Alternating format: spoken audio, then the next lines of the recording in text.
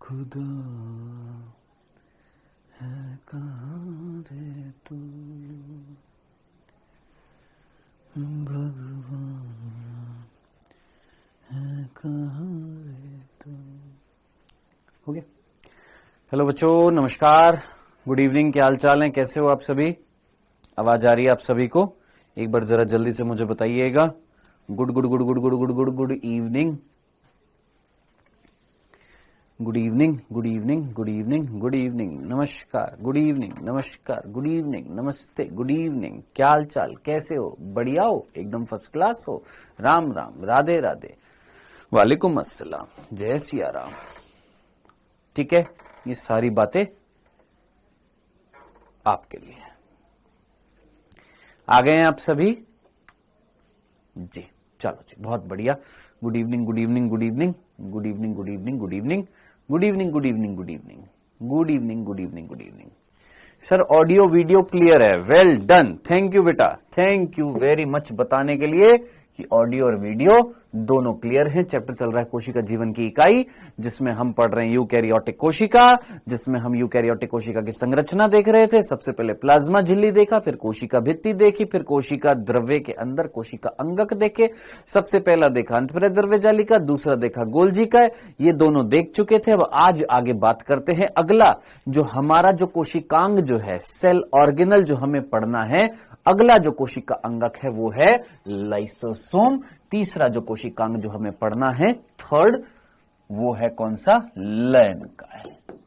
तीसरा जो हमें पढ़ना है वो पढ़ना है लाइसोसोम, लयन का है। इसको स्टार्ट करते हैं। हाँ जी, ठीक है, चलिए जी, आइए आगे बढ़ते हैं। लाइसोसोम लयन का है, जिसको हम क्या बोलते हैं? लयन काय बोलते हैं। क्या नाम देते हैं? लयन काय नाम देते हैं। लाइसोसोम को लयन काय नाम देते हैं। ठीक है, हाँ जी, ठीक है। हिंदी में क्या बोलते हैं? लयन काय। इंग्लिश में क्या बोलते हैं? लाइसोसोम। आइए, इसके बारे में हमारी एनसीईआरटी में यहां से यहां तक लिखा हुआ है, बस सिर्फ यहां से यहां तक लिखा हुआ है, खत्म। यहां से यहां तक, यहां से यहां तक, खत्म। क्या?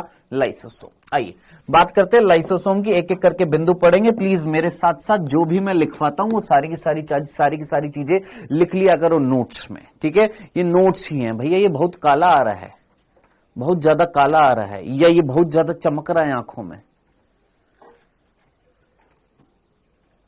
एक काम करो, इसको थोड़ा सा ब्राइट करो। एक सेकंड रुको बालको, या इस टीवी में गड़बड़ी है? फोन में देखना ठीक आ रहा है? हाँ, अभी थोड़ा सा चमका चमका, ये हुई ना बात। ले, फिर वापस से वही कर दिया तुमने, फिर से वापस से वही कर दिया। ठीक है, बढ़िया। एक बार लगा दीजिए, कमेंट लगा दीजिए। बस इतना गोरा काफी है यार, इसी में खुश हो जाऊंगा मैं। देख रहे हो? चलो सर, लैपटॉप पर क्लास चल गई। वेरी गुड आशुतोष, बहुत बढ़िया। सर टेस्ट कब है? नेक्स्ट वीक है बेटा, अगले हफ्ते है। ठीक है, आइए। सो लाइसोसोम पढ़ रहे हैं बेटा, इसको ध्यान से सुनिएगा। एक एक करके बिंदु जो मैं बताता जा रहा हूं इसको ध्यान से सुनिएगा। बातें भी करेंगे, मस्ती भी करेंगे, पढ़ाई भी करेंगे, सारी चीजें करेंगे, लेकिन पहले पढ़ाई, फिर मस्ती, फिर बात। ठीक है, चल सबसे पहले बात कर रहे हैं लाइसोसोम की। दोस्त, लाइसोसोम की खोज किसने करी थी? आप ये पूछेंगे, डेफिनेटली पूछेंगे, कई पूछते हैं, इसलिए मैं लाया हूं।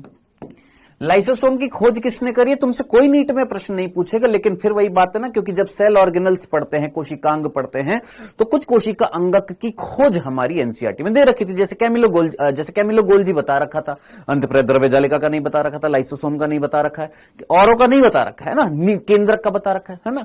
सो बाकी सबका आप पूछते हैं बच्चे, तो इसीलिए लाइसोसोम की खोज करने वाला जो वैज्ञानिक था उसका नाम था क्रिश्चियन डी डुवे। क्रिश्चियन जी डुवे, ठीक है, ले डुवे। कौन? क्रिश्चियन जी ले डुवे किसको? लाइसोसोम को। ठीक है, तो खोज किसने करी बेटा जी? क्रिश्चियन डी डुवे वैज्ञानिक है जिन्होंने खोज करी थी किसकी? लाइसोसोम की। पहला बिंदु, जिससे प्रश्न आएगा कतई नहीं आएगा। चलो जी अगला बिंदु। लेकिन क्या सर हम अपने नोट्स में लिखे? लिख ले, ज्यादा से ज्यादा चीजों को याद करने की कोशिश कर। नेक्स्ट अगला बिंदु जो है, ये जो लाइसोसोम जो होते हैं इनका निर्माण किससे हुआ था? जरा जल्दी से मुझे बताइएगा, इस लाइसोसोम का निर्माण किससे हुआ था? कौन सा वो कोशिका अंग था जिसने लाइसोसोम का निर्माण किया था? जल्दी से कमेंट सेक्शन में आंसर के साथ में आग लगा देनी चाहिए आप सभी को। बताइए मेरे भाई। सर कहां ले डूबे? बस पता नहीं, जहां ले डूबे, लेकिन ले डूबे। हाँ जी, हाँ, क्रिश्चियन डी डुबे। अरे आंसर बताओ भाई जल्दी से।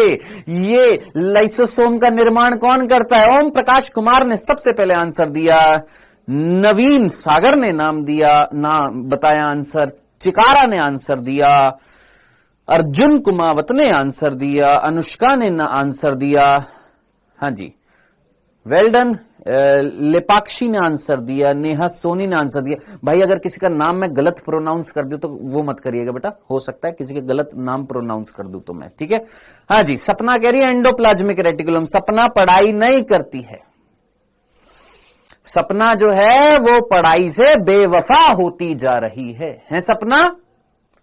सपना पढ़ाई से बेवफा मत हो, पढ़ाई किया करो बेटा। एंडोप्लाज्मिक रेटिकुलम ने नहीं बनाया था लाइसोसोम, किसने बनाया था? गोल्जी काय ने बनाया था। यस, तो कौन निर्माण करता है? कौन निर्माण करता है सर? निर्माण जो है वो कौन करता है? गोल्जी काय करता है, गोल्जी बॉडी करती है। गोल्जी बॉडी की कौन सी सतह से होता है? याद कर, गोल्जी काय की कौन सी सतह से हुआ था?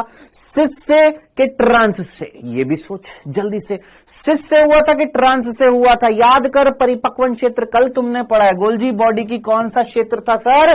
ट्रांस। कौन सा था? ट्रांस सतह जो थी हाँ सर, ट्रांस सतह से हुआ था। क्या ट्रांस सतह पर याद कर कहीं गोल्जन पुट्टिकाएं आई थी और उन गोल्जन पुट्टिकाओं ने क्या डाल दिए थे? एंजाइम डाल दिए थे। वो एंजाइम जो कौन सा पाचन करेंगे? सेल के अंदर करेंगे कि सेल के बाहर करेंगे? सर सेल के अंदर पाचन करने वाले थे। याद आ रहा है ना? याद आ रहा है ना? कल का लेक्चर लिया होगा तो चीज याद होगी, नहीं लिया होगा तो चीज नहीं याद होगी, सीधी सी बात है? तो वो एंजाइम जो सेल के अंदर पाचन करने वाले हैं, वो एंजाइम छोड़ दिए गए थे कहां पर? ट्रांस सतह पर। किसकी? गोल्जी काय की ट्रांस सतह पर छोड़ दिए। फिर उस ट्रांस सतह पर क्या हुई थी? क्या उन एंजाइमों की पैकेजिंग हुई थी? याद कर, उनको एक पैकेट के अंदर डाला था। हाँ सर, पैकेजिंग करा दी थी उन एंजाइम की। हाँ, पैकेजिंग को क्या बोला था? संवेष्टन। याद आ रहा है? याद आ रहा है? कहीं ना कहीं पैकेजिंग हुई थी। हाँ सर, पैकेजिंग हुई थी। तो संवेष्टन हुआ था कहां पर? ट्रांस सतह पर। गोल्जी बॉडी के ट्रांस सतह पर संवेष्टन हुआ था और उस संवेष्टन से निर्माण हुआ था किस चीज का? लाइसोसोम का। खत्म, इतनी सी बात है। डन। चलें आगे, कोई तकलीफ तो नहीं है? चलिए आगे बढ़ते हैं। नेक्स्ट, हाँ जी, अगला बिंदु ध्यान से सुनिएगा।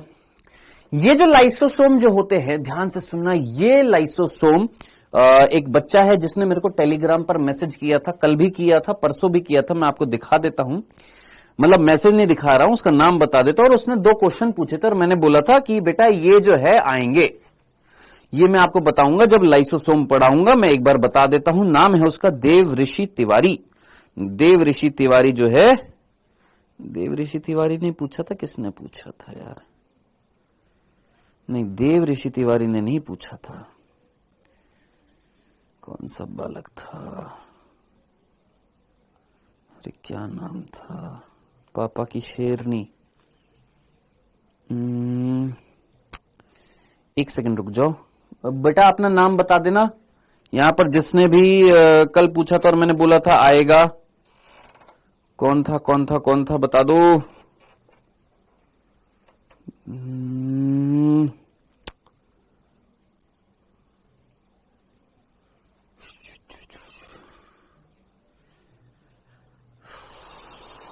कौन था?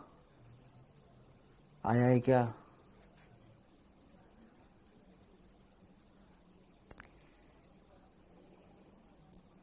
एक सेकंड रुक जाओ। अरे भैया टेलीग्राम पर पूछा था कि व्हाट्सएप पर पूछा था, ये भी याद नहीं है मेरे को, तो इतना भुलक्कड़ हूं यार।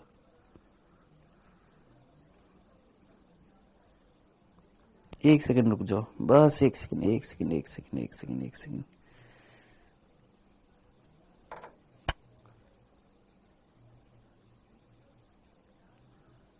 विभोर नहीं, विभोर नहीं था यार।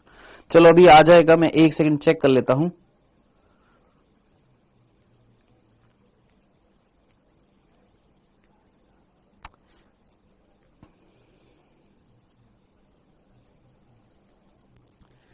कल ही तो बताया था मैं। अरे सर जाने दीजिए, क्वेश्चन बताइए। चुप रहे तो 2 मिनट रुक जा, शांति रख। वो क्वेश्चन सबके लिए इंपॉर्टेंट था।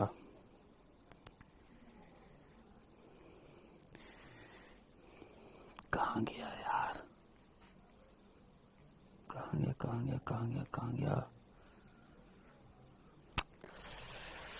हम ही हिल गए यार। विनोद विनोद विनोद विनोद विनोद 2 मिनट शांति रख लो, 2 मिनट 2 मिनट, थोड़ा सा सब्र रखा करो।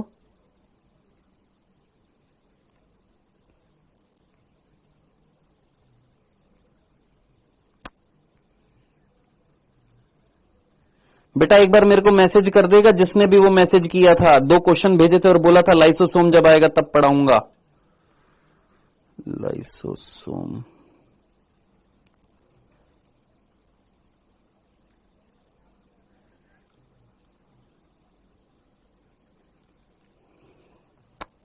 नहीं आ रहा है।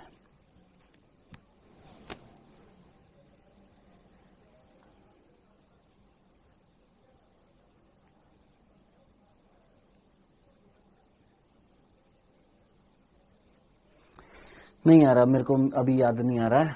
ठीक है, सो क्वेश्चन ये था। क्वेश्चन जो है अभी बता देता हूं वो क्वेश्चन क्या था। और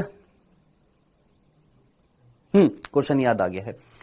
देखिए यहां तक की बात आपको समझ में आ गई। लाइसोसोम की खोज किसने करी है? इस वैज्ञानिक ने करी है। लाइसोसोम का निर्माण कौन करती है? गोल्जी बॉडी करती है। अब आगे बढ़ते हैं। ये जो लाइसोसोम जो होती है ये एकल झिल्ली से घिरी होती है, एकल झिल्ली से आवृत होती है। ठीक है, किससे आवृत होती है? एकल झिल्ली से, एक आवरण से आवृत होती है। और इसके अंदर क्या मिलते हैं? पाचक एंजाइम मिलते हैं, डाइजेस्टिव एंजाइम मिलते हैं। क्या मिलते हैं? पाचक एंजाइम मिलते हैं, डाइजेस्टिव एंजाइम मिलते हैं। ठीक है, ये तो हो गई बात। अब बात करते हैं सर कौन से पाचक एंजाइम मिलते हैं। पाचक एंजाइम कौन से मिलते हैं, कितने प्रकार के मिलते हैं, पहले पढ़ लो फिर उसके बाद में चीजें पूछना। ठीक है, क्या बोला? खोज इन्होंने करी है। हाँ सर करी है। निर्माण कहां से हुआ था? गोल्जी काय से हुआ था। ये वाला बिंदु अगर कोई बोलेगा कि नहीं समझ में आया, इट मींस उसने कल की क्लास नहीं लिया। ध्यान से सुन लीजिएगा, ये कल भी पढ़ा दिया था। ठीक है, किससे आवृत होते हैं? एक झिल्ली से, दोहरी झिल्ली से आवृत नहीं होती। ये कब बताया था? पहले भी बताया था। एकल झिल्ली से आवृत कौन होते हैं, दोहरी झिल्ली से आवृत कौन होते हैं।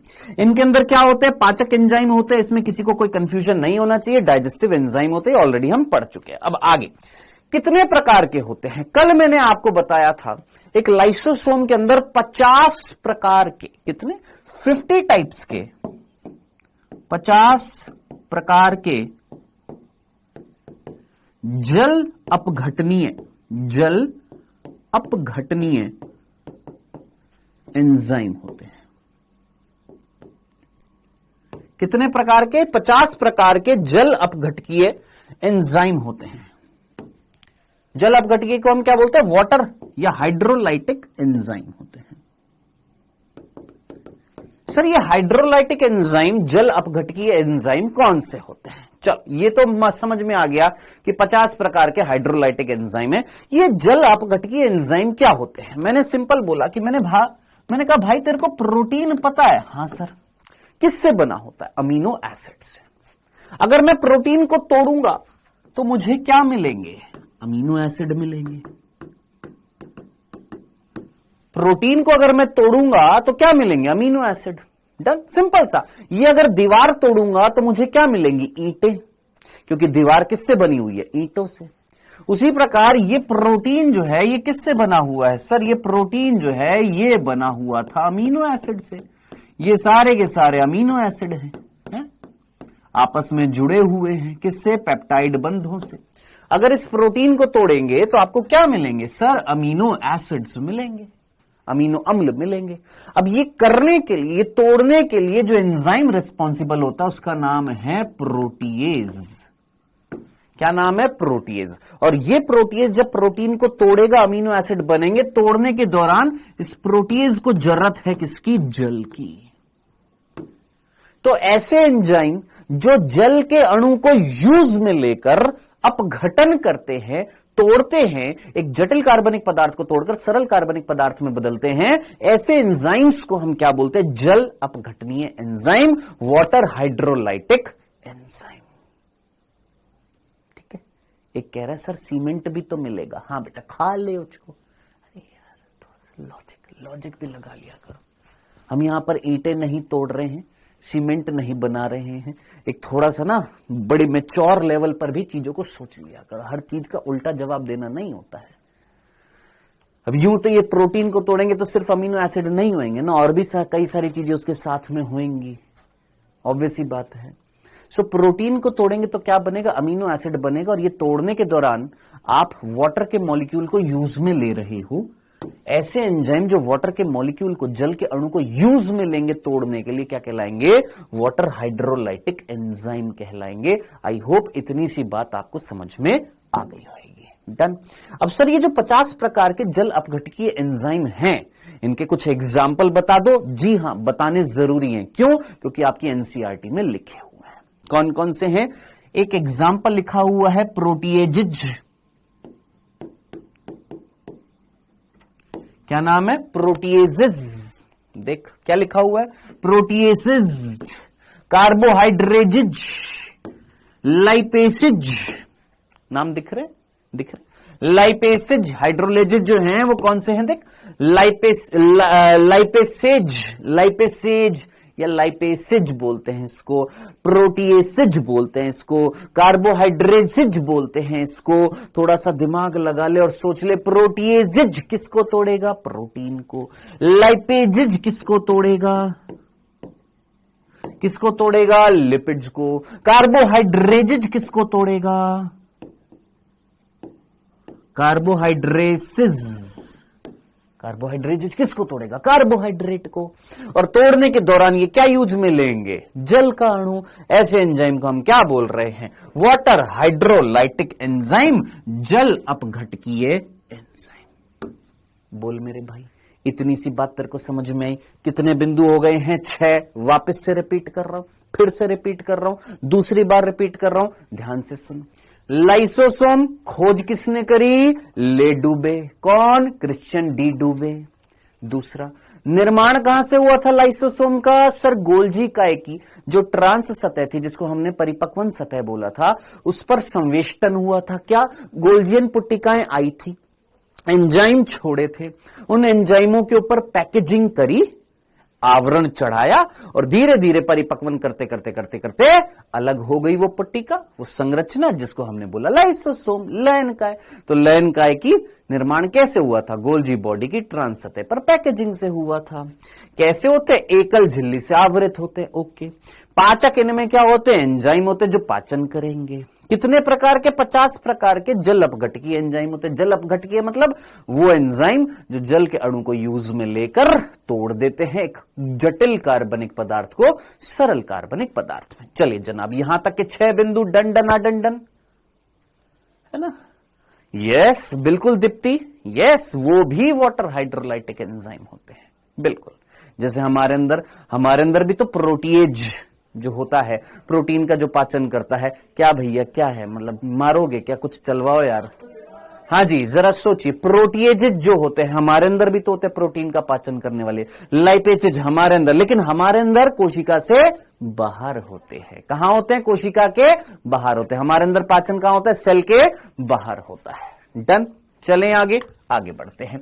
ये हो गए 6 बिंदु। 7वां बिंदु ध्यान से सुनिएगा। 7वां बिंदु जरा ध्यान से सुनिएगा बेटा। 7वां बिंदु जो है वो ये, आप सोचिए ये एंजाइम जो होंगे ये अम्लीय वातावरण में काम करेंगे कि क्षारीय वातावरण में काम करेंगे, थोड़ा सा सोचना। वैसे तो मैंने आपको बता दिया था, ये जो होते हैं ये अम्लीय वातावरण में कार्य करते हैं। क्यों? क्योंकि ये एंजाइम सक्रिय कब होते हैं? अम्लीय वातावरण में सक्रिय होते हैं। तो ये अम्लीय वातावरण में सक्रिय होते हैं। सर कितना होता है पीएच? कितना होता है पीएच? एक सेकंड रुक जा बेटा, एक सेकंड आकाश कुमार, एक सेकंड पहले यहां पर पढ़ ले। वैसे 20 प्रकार के होते हैं, एनसीईआरटी में एक जगह 21 लिखा हुआ है। हाँ जी, अम्लीय वातावरण जो होता है सक्रिय होता है। कितना अम्लीय वातावरण, कितना पीएच होता है? पीएच होता है 5। कितने पीएच पर काम करते हैं? 5 पीएच पर ये क्या होते हैं? सक्रिय होते हैं, एक्टिवेट होते हैं। नेक्स्ट, थोड़ी सी चीजें मैं एक्स्ट्रा बताऊंगा तो प्लीज यहां पर ध्यान से सुनना। थोड़ी सी एक्स्ट्रा चीजें बताऊंगा तो प्लीज ध्यान से सुनिएगा, ध्यान से सुनिएगा, मेरी बात को गौर से सुनिएगा, ठीक है? देख मेरे भाई,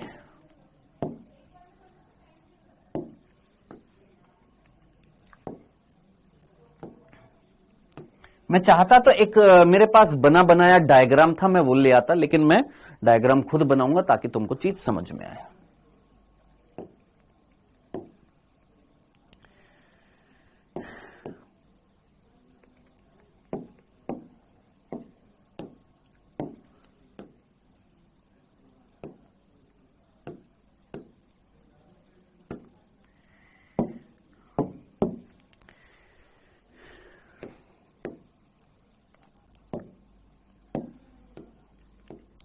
ये हमारी अंतःप्रेरक द्रव्य जालिका,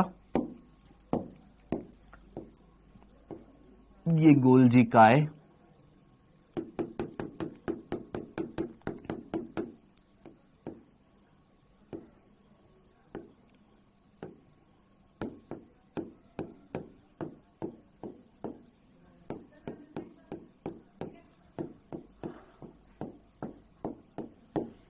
ठीक है जी, ठीक है। ये गोल्जिकाय था और इस गोल्जिकाय की ये वाली जो सतह जो थी यहां पर बन गया ये लाइसोसोम। This is lysosome.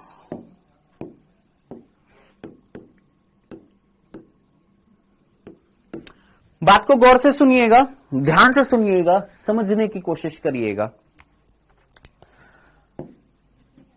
मुझे इस लाइसोसोम के अंदर कैसा वातावरण क्रिएट करना है?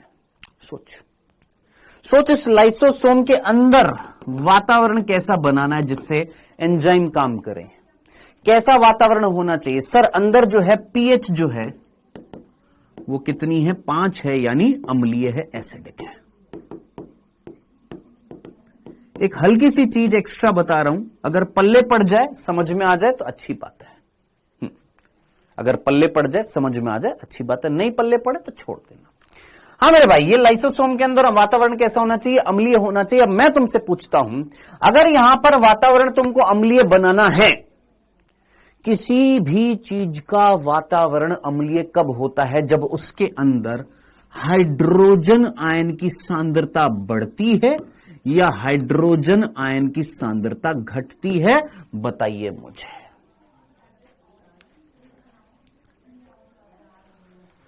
सर 6 नंबर हो गए, 1 2 1 2 3 4 5 और ये वाला छठा। ठीक है मेरे भाई, 6th। अभी हम 7th पढ़ेंगे, ठीक है? हाँ जी, मैं पूछ रहा था, यहां पर फोकस कर मेरे भाई। मैं कह रहा हूं इस लाइसोसोम के अंदर वातावरण कैसा होना चाहिए? अम्लीय होना चाहिए। क्यों सर अम्लीय होना चाहिए? क्योंकि अम्लीय वातावरण में ये एंजाइम काम करते हैं। हर एक एंजाइम को कार्य करने के लिए एक इष्टतम तापमान चाहिए होता है। मेरे वर्ड पर फोकस करना, थोड़ा सा प्योर हिंदी है। हर एक एंजाइम को काम करने के लिए एक डेफिनेट टेम्परेचर, डेफिनेट वातावरण, डेफिनेट पीएच चाहिए होता है। उस डेफिनेट, उस स्पेसिफिक, उस विशिष्ट, उस इष्टतम पीएच को हम, मतलब उस डेफिनेट टेम्परेचर, उस डेफिनेट पीएच को हम क्या बोलते हैं? ऑप्टिमम, इंग्लिश में बोलते हैं ऑप्टिमम पीएच, हिंदी में बोलते हैं इष्टतम पीएच। ऑप्टिमम इंग्लिश में, हिंदी में इष्टतम बोलते हैं वो तापमान या वो पीएच जिसपे वो एंजाइम ढंग से अच्छे तरीके से कार्य करता है। तो ये जो एंजाइम जो है ये पर्टिकुलरली अम्लीय वातावरण पर कार्य करते हैं। और कितने पीएच पर? मैंने तेरे को बता दिया, 5 पर। अब 5 पीएच पर अगर ये कार्य करने वाले हैं तो इस लाइसोसोम के अंदर वातावरण कैसा होना चाहिए? अम्लीय।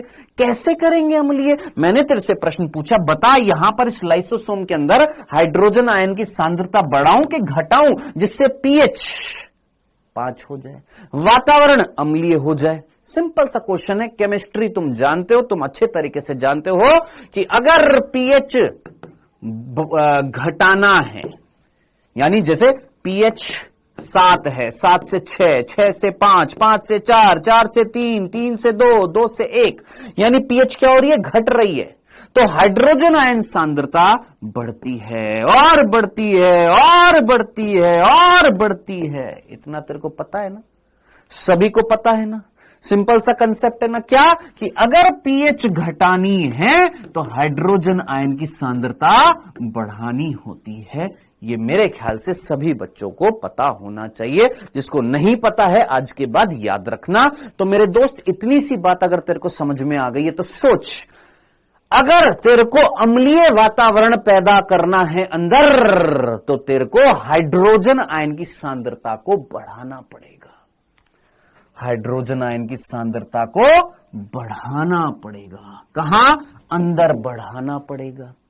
अब यहां तक की बात तो पल्ले पड़ गई होगी, और जिसके नहीं पड़ रही है, बाई गॉड बहुत ही ठूंठ दिमाग है, जो चल नहीं पा रहा है, आराम से पढ़ा रहे तुमको, इतनी सी बात समझ में नहीं आ रही है। पीएच घटाएगा, हाइड्रोजन आयन बढ़ाएगा। हाइड्रोजन आयन बढ़ता है तो पीएच घटती है। मेरे को यहां पर अम्लीय वातावरण पैदा करना है। क्यों करना है? क्योंकि एंजाइम काम करते हैं अम्लीय वातावरण में। कैसे पैदा करूंगा? अंदर हाइड्रोजन आयन बढ़ा दूंगा। कैसे बढ़ाऊंगा दोस्त? बाहर यहां पर ये कौन सी जगह है? सर ये कोशिका द्रव्य है।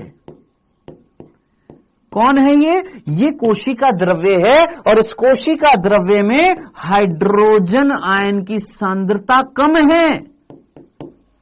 सुन इधर, हाइड्रोजन आयन की सांद्रता कोशिका द्रव्य में कम है। अब जरा सोच, यहां पर अगर हाइड्रोजन आयन की सांद्रता कम है, यहां पर ज्यादा है, और मुझे यहां पर और बढ़ानी है, तो अब आप मुझे बताइए, बाहर से अंदर मुझे भेजनी पड़ेगी। नहीं आया समझ में? वापस से सुन, क्या बोला मैंने कहा कोशिका द्रव्य में हाइड्रोजन आयन की सांद्रता कम है और लाइसोसोम के अंदर ज्यादा है, और मुझे और हाइड्रोजन आयन अंदर भेजना है। क्यों? क्योंकि हाइड्रोजन आयन अंदर भेजूंगा तो पीएच घटेगा। तो भाई मेरे बाहर से अंदर भेजूंगा, तो जरा सोचिए कौन सा परिवहन होएगा, सक्रिय कि निष्क्रिय? इतनी सी बुद्धि लगा। ये कौन सा परिवहन होएगा? सक्रिय होएगा, निष्क्रिय होएगा, कैसा होएगा?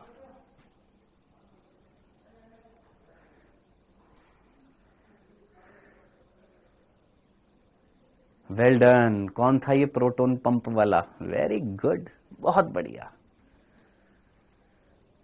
निष्क्रिय परिवहन। मेरे को नाम नहीं दिखाई दे रहे क्योंकि एक बच्चे ने ना बहुत लंबा मैसेज कर दिया जिससे आप सभी के नाम उड़ चुके हैं। 1000 बार बोल दिया है कि लंबे लंबे मैसेज मत किया करो, इतने बड़े बड़े, और बच्चों के अब नाम भी मुझे दिखाई नहीं दे रहे हैं। हाँ जी, कैसा होएगा ये? एक्टिव होएगा कि इनएक्टिव होएगा? मैं किसी चीज को निम्न सांद्रता से उच्च सांद्रता में भेज रहा हूं। अरे ऐसे हाथ रख लिया कर अपना, ऐसे है। तू यहां पर बैठा है ना, तेरे को ऐसी चीजों से समझना। तू यहां पर बैठा है, एक पहाड़ी के नीचे है, नीचे से ऊपर जाना है, निम्न से उच्च जाना है। मोटरसाइकिल चलानी पड़ेगी कि अपने आप मोटरसाइकिल तेरी ऊपर चली जाएगी? पेट्रोल खर्च करेगा कि नहीं करेगा? करेगा ना, यानी खर्च करनी पड़ रही है ना, क्या? एनर्जी। तो मेरे भाई ये परिवहन कैसा होएगा? सक्रिय होएगा। तो यहां पर आपको कोशिका द्रव्य से लाइसोसोम के अंदर सक्रिय परिवहन करना पड़ेगा। किसका? हाइड्रोजन आयन का। और हाइड्रोजन आयन का अगर सक्रिय परिवहन करना पड़ेगा, हाइड्रोजन आयन को प्रोटॉन बोल सकते हैं, हाँ, तो प्रोटॉन का सक्रिय अगर परिवहन करना पड़ेगा तो दोस्त 7वां जो बिंदु जो था वो ये था कि लाइसो लाइसोसोम की झिल्ली में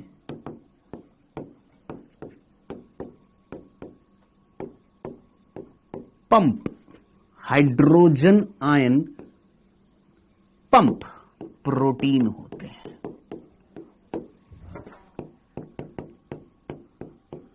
अब मुझे नहीं पता आप में से कितने बच्चों को पल्ले पड़ा, अपन ने अपना 101% दे दिया तुमको समझाने के लिए कि मेरे भाई यहां पर ना इस झिल्ली में, किसमें, इस लाइसोसोम की झिल्ली में हाइड्रोजन आयन पंप प्रोटीन है। अब आप खुद सोच लीजिए जो क्या कर रहे होंगे। सक्रिय परिवहन करा रहे होंगे, हाइड्रोजन आयन जो बाहर कम था उसको पकड़कर अंदर ला रहे हैं। अंदर हाइड्रोजन आयन बढ़ेगा, हाइड्रोजन आयन बढ़ेगा तो पीएच घटेगा। क्या घटेगा? पीएच घटेगा। और पीएच घटेगा, वातावरण अम्लीय होएगा। वातावरण अम्लीय होएगा तो तेरे ये एंजाइम जो है ये काम करेंगे। बोल मेरे भाई, बात समझ में आई? डंडना डंडन, all clear, very good Shivlal, well done. Shivlal को समझ में आ गया, इट मीन सबको समझ में आ गया होगा। डन, ठीक है। विभोर जो है, सर मैक्रोफेजेस क्या होता है?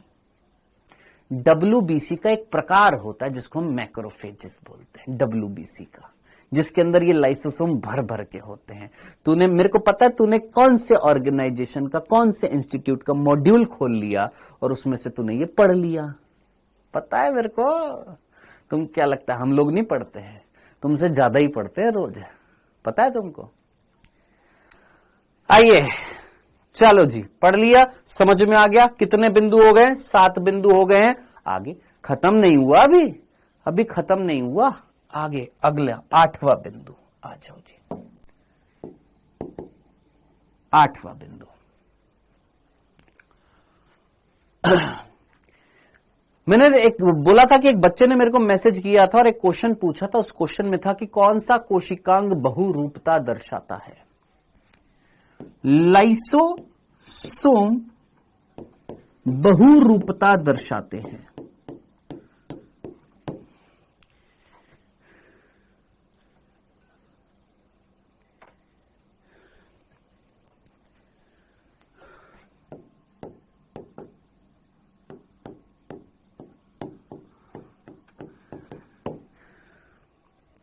एक सेकंड रुकना बेटा जी। सर आप भी पढ़ते हो? हाँ बेटा मैं भी पढ़ता हूं। किसको फोन करूं मैं? मनोज का है। एक सेकंड रुकना बच्चों, मेरे को लग रहा है ये लोग पढ़ाने नहीं देंगे ना। हवा चलाते हैं, स्टूडियो बंद है, सांस लेने में दिक्कत आ रही है। गजब कर रखा है यार। रुको एक सेकंड।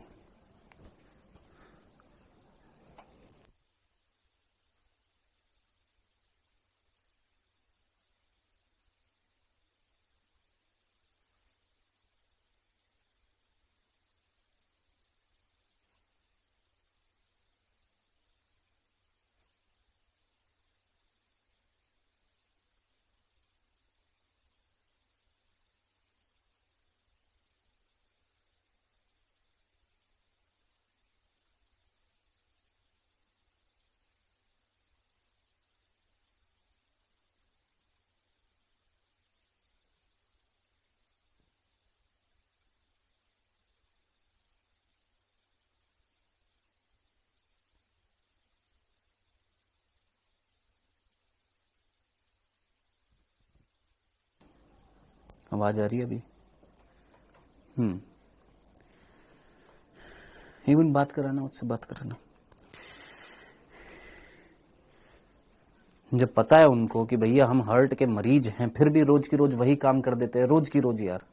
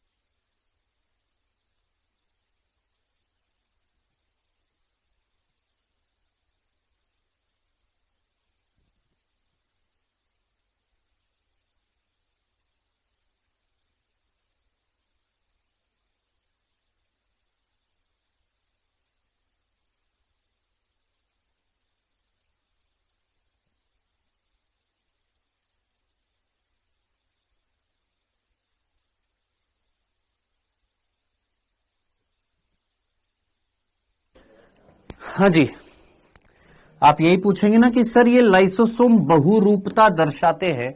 सर ये समझ में नहीं आया, ये बहुरूपता कैसे दर्शाते हैं? बहुरूपता को हम क्या बोलते हैं? पॉलीमॉर्फिज्म। और आई थिंक ये जिस बच्चे ने क्वेश्चन पूछा था शायद उसने कुछ नाम दिया है, वंदना गौर ने ये शायद प्रश्न पूछा था। ठीक है, तो लाइसोसोम जो है बहुरूपता दर्शाते हैं। अभी सर ये बहुरूपता का मीनिंग क्या है? आइए ध्यान से समझते हैं बहुरूपता का मतलब क्या है।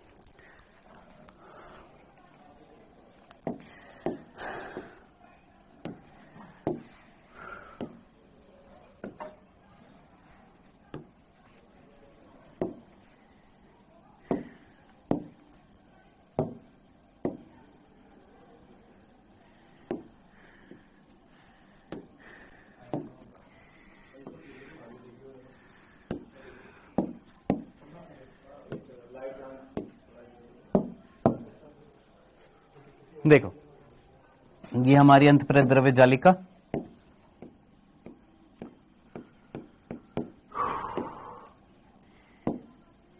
ये हमारा गोल्जिकाय,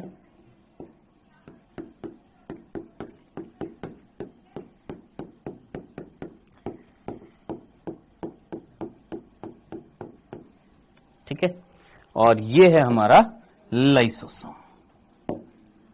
अब इधर देखिएगा, अगला जो बिंदु जो हम देख रहे थे ये वाला कि लाइसोसोम जो है वो बहुरूपता दर्शाते हैं। इसका मीनिंग क्या था? बहुरूपता कैसे दर्शाएंगे, समझते हैं। बहुरूपता का मतलब क्या था? यहां पर देखिए, लाइसोसोम जो होते हैं वो आपके 4 प्रकार के होते हैं। क्या सर? लाइसोसोम 4 प्रकार के होते हैं। जी जनाब, ये 8वां बिंदु था, इसको एक्सप्लेन करने के लिए 9th बिंदु। लाइसोसोम 4 प्रकार के होते हैं। कितने प्रकार के होते हैं लाइसोसोम? 4 प्रकार के होते हैं। सबसे पहला प्राथमिक लाइसोसोम, दूसरा द्वितीय लाइसोसोम, तीसरा तृतीय लाइसोसोम और चौथा चतुर्थ लाइसोसोम। 4 प्रकार के आपके लाइसोसोम है। यहां पर जो द्वितीय लाइसोसोम जो होता है, इस द्वितीय लाइसोसोम को हम बोलते हैं ऑटोफैगोसोम। क्या? जो द्वितीय लाइसोसोम जो होता है उसका दूसरा नाम होता है ऑटोफैगोसोम। तृतीय लाइसोसोम जो होता है इसको हम बोलते हैं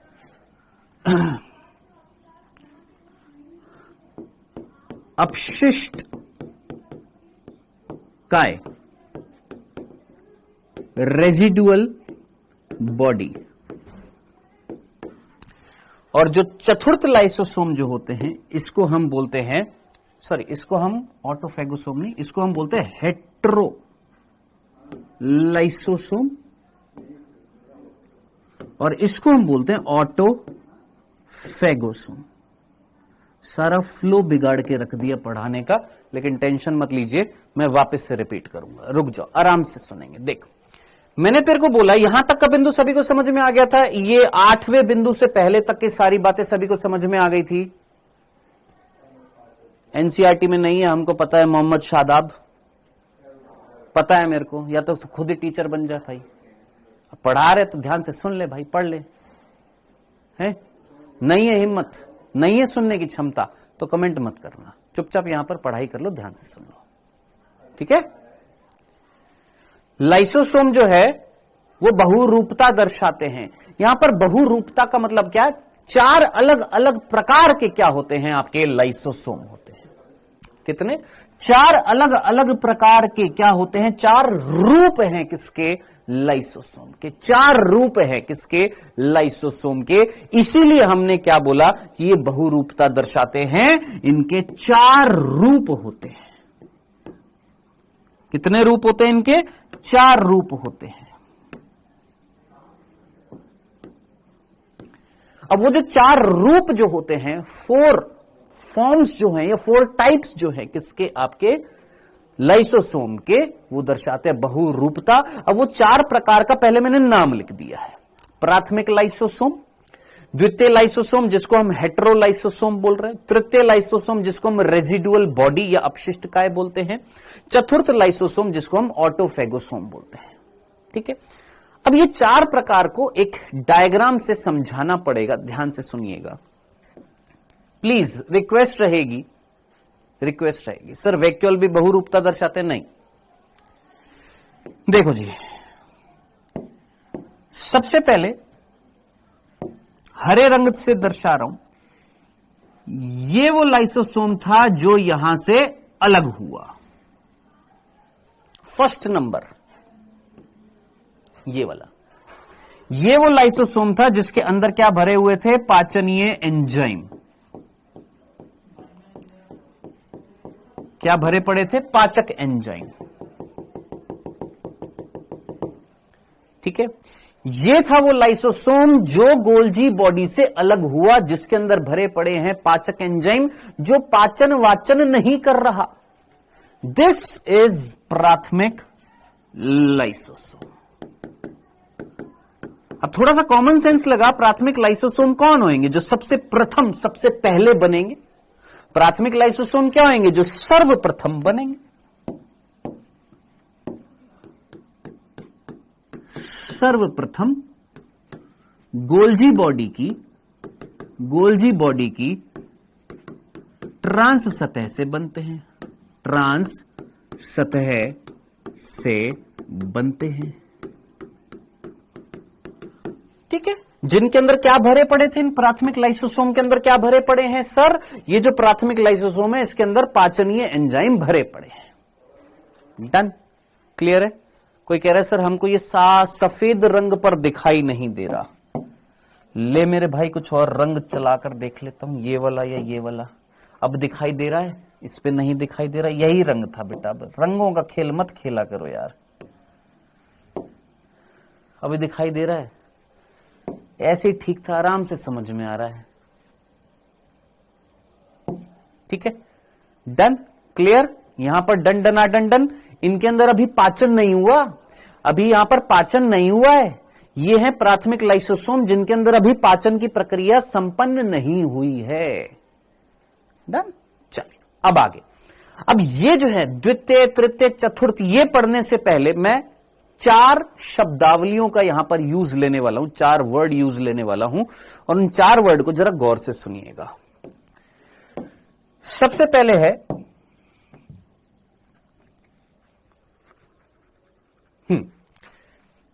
एक्सोसाइटोसिस और दूसरा है एंडोसाइटोसिस। एक्सोसाइटोसिस, एंडोसाइटोसिस, मीनिंग बताऊंगा। एक्सोसाइटोसिस का मतलब क्या होता है, जब कोई चीज सेल से बाहर जाती है तो इस प्रक्रिया को बोला जाता है बाह्य कोशिकीय स्त्रावण। हिंदी में क्या बोला जाता है, बाह्य कोशिकीय स्त्रावण। तो एक्सोसाइटोसिस का मतलब निकाल देना। इंग्लिश में पता है इसको क्या बोला जाता है, vomiting of cell. Vomiting of cell, cell जो वॉमिट कर रही है यानी बाहर निकाल रही है। ठीक है, सेल जो है उससे बाहर कुछ निकलता है, तो उस प्रक्रिया को हम क्या बोलते हैं, एक्सोसाइटोसिस। अब आप पूछेंगे क्या निकलता है, मैंने कहा अभी फिर सिर्फ फील कर, मीनिंग समझ, क्या निकलेगा क्या नहीं निकलेगा अभी बताऊंगा। एक्सोसाइटोसिस का मीनिंग समझ में आ गया, जब सेल से बाहर कुछ निकलता है तो उस प्रक्रिया को हम क्या बोलते हैं, एक्सोसाइटोसिस। डन। अब एंडोसाइटोसिस का मतलब क्या आएगा, अंतः कोशिकीय उद्ग्रहण। अंतः कोशिकीय उद्ग्रहण, एंडोसाइटोसिस का मीनिंग क्या होएगा, सेल के अंदर कुछ जाएगा, कोई मटेरियल है जो सेल के अंदर जा रहा है। क्या इतनी सी बात में किसी भी बच्चे को कोई कंफ्यूजन था, सिंपल सा, सेल से बाहर कुछ आया एक्सोसाइटोसिस, सेल के अंदर कुछ गया एंडोसाइटोसिस। डन। अब एंडोसाइटोसिस पर्टिकुलरली 2 प्रकार का होता है। एंडोसाइटोसिस पर्टिकुलरली 2 प्रकार का होता है। एक होता है फैगोसाइटोसिस, फैगोसाइटोसिस, और एक होता है पिनोसाइटोसिस। साइटोसिस। आप में से कितने बच्चों को याद है कल मैंने बोला था ये पढ़ाऊंगा आपको, फेगोसाइटोसिस और पिनोसाइटोसिस क्या मीनिंग है। अगर पर्टिकुलरली सेल के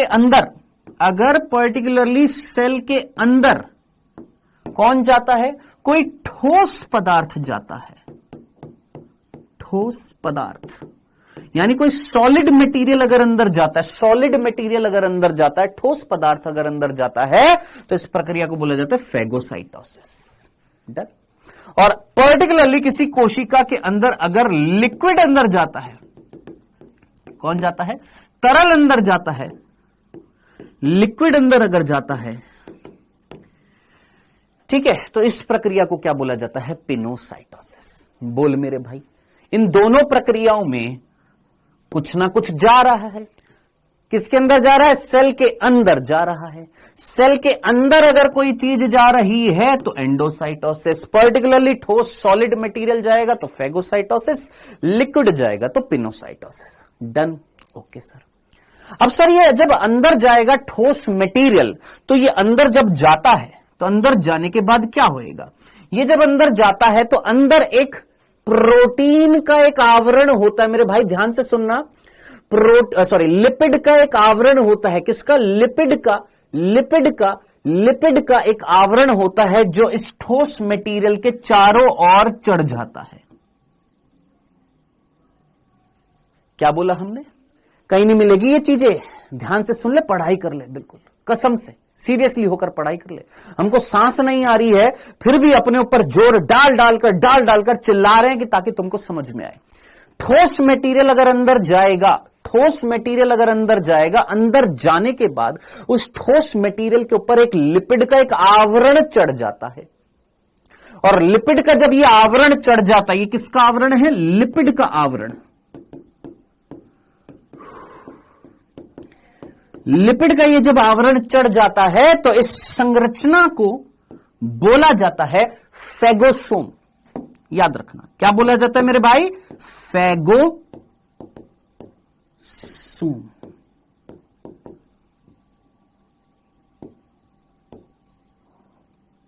तो व्हाट इज फेगोसोम, कौन है फेगोसोम, सर फेगोसोम लिपिड का एक आवरण है जिसके अंदर वो ठोस खाद्य पदार्थ, फूड मटेरियल जो अंदर आया था ना, फूड मटेरियल जो अंदर आया था, ठोस मटेरियल जो अंदर आया था वो लिपिड के एक आवरण के अंदर बंद हो जाता है। इस संरचना को फेगोसोम कहा जाता है। तो अब आप मुझे बताइएगा सोच समझकर, पिनोसोम क्या होगा। आप मुझे खुद दिमाग लगाकर आंसर देना, मैं नहीं बताऊंगा यार, खुद सोचो, बताओ, सोचो पिनोसोम क्या होगा, सोच। अगर फेगोसोम लिपिड का आवरण जिसके अंदर ठोस मटेरियल है, तो पिनोसोम क्या होगा सर, पिनोसोम लिपिड का आवरण जिसके अंदर तरल पदार्थ है जो आया था।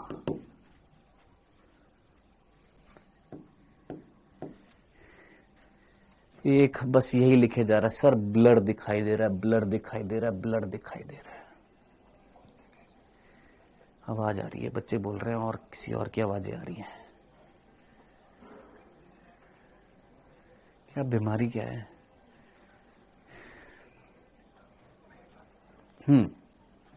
तरल का आवरण नहीं बेटा, लिपिड का आवरण जिसके अंदर लिक्विड है। ठीक है, डन, क्लियर। यहां पर लिपिड का आवरण जिसके अंदर ठोस है। Yes, well done, done. सभी को ये फेगोसोम और पिनोसोम वर्ड समझ में आ गया।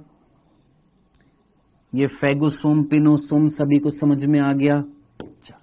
ठीक है, एक इंग्लिश का वर्ड मैं यूज में ले रहा हूं, मेरे ख्याल से सभी बच्चे इस चीज को समझ जाएंगे।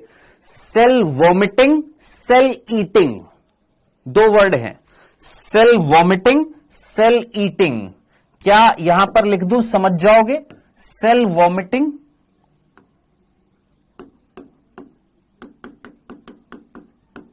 और सेल ईटिंग समझ में आ रहा है? वॉमिट मतलब उल्टी। वॉमिट को हम हिंदी में क्या बोलते हैं? उल्टी। तो वॉमिट मतलब निकालना, है ना? वामन बोला जाता है ना, वामन, है ना? निकालना, वॉमिट करना। ईटिंग मतलब डालना।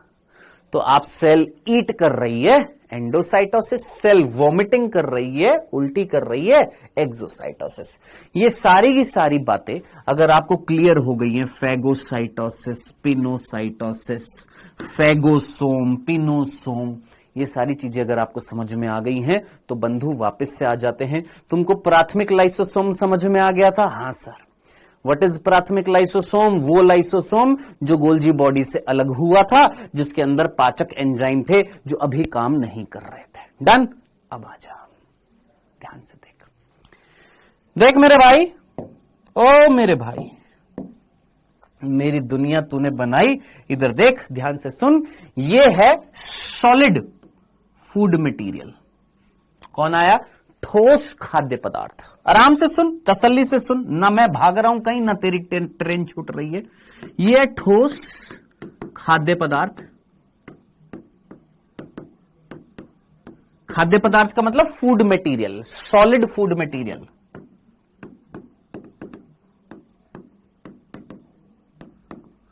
सॉलिड फूड मटेरियल है। ये जब अंदर आएगा तो बता, एंडोसाइटोसिस के एक्सोसाइटोसिस? एंडोसाइटोसिस, सेल के अंदर आ रहा है, उद्ग्रहण हो रहा है। अब ये ठोस अगर अंदर आएगा तो इस प्रक्रिया को क्या बोला जाएगा? फेगोसाइटोसिस। और फेगोसाइटोसिस में क्या होएगा? फेगोसोम बनेगा। अंदर जैसे ही ये आएगा गुरु, इसके ऊपर किसका आवरण चढ़ जाएगा? लिपिड का। और किसका निर्माण हो जाएगा सर जी? फेगोसोम का। बोलिए प्रभु। इतनी सी बात आप सभी को समझ में आ गई है। इसको हमने क्या बोला? फेगोसोम। डन? कोई तकलीफ नहीं, कोई कंफ्यूजन नहीं। डंडना डंडन। चलें आगे, आगे चल रहे। अब रुक जा, यहां तक की बात डंडना डन सभी को समझ में आ गई। चल इधर देखिएगा, एक कोशिकांग है जिसका नाम है माइटोकॉन्ड्रिया। ठीक है, मान लो ये माइटोकॉन्ड्रिया 1 है, सॉरी ये माइटोकॉन्ड्रिया 2 है, और ये माइटोकॉन्ड्रिया 3 है।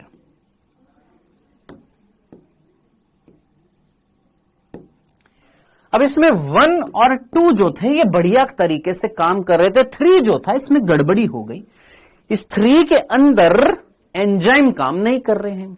ये 3 जो है ये बेकार हो गया है। इसका अब इस कोशिका के लिए कोई महत्व नहीं है।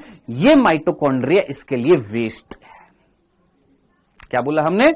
ये माइटोकॉन्ड्रिया वेस्ट है। किसके लिए? इस कोशिका के लिए ये वेस्ट है। डन? ओके, ठीक है। This is waste mitochondria. इसको मैं क्या बोलूंगा? ये वेस्ट माइटोकॉन्ड्रिया।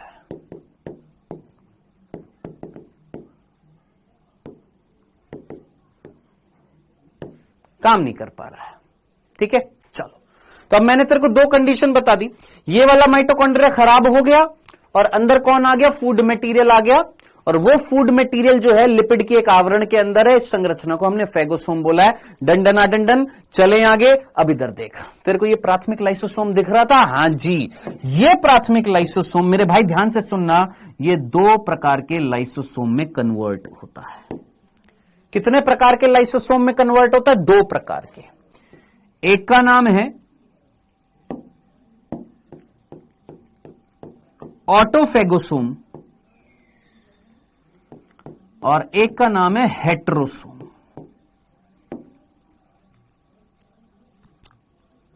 कलर ये वाला ले लेते हैं। क्या बोला हमने? ये जो है ये लाइसोसोम 2 प्रकार के लाइसोसोम में कन्वर्ट हुआ। एक का नाम है, इसको हमने बोला ऑटोफेगोसोम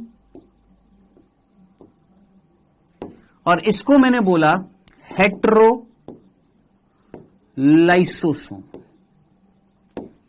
अब सोच, हेट्रोलाइसोसोम किसका नाम था? सर हेट्रोलाइसोसोम जो था वो द्वितीय लाइसोसोम का नाम था। और ऑटोफेगोसोम जो था वो किसका नाम था? चतुर्थ लाइसोसोम का नाम था। ठीक है, इसको हेटेरोलाइसोसोम या हेटेरोफेगोसोम भी बोल देते हैं। हेटेरोलाइसोसोम या हेटेरोसोम या हेटेरोफेगोसोम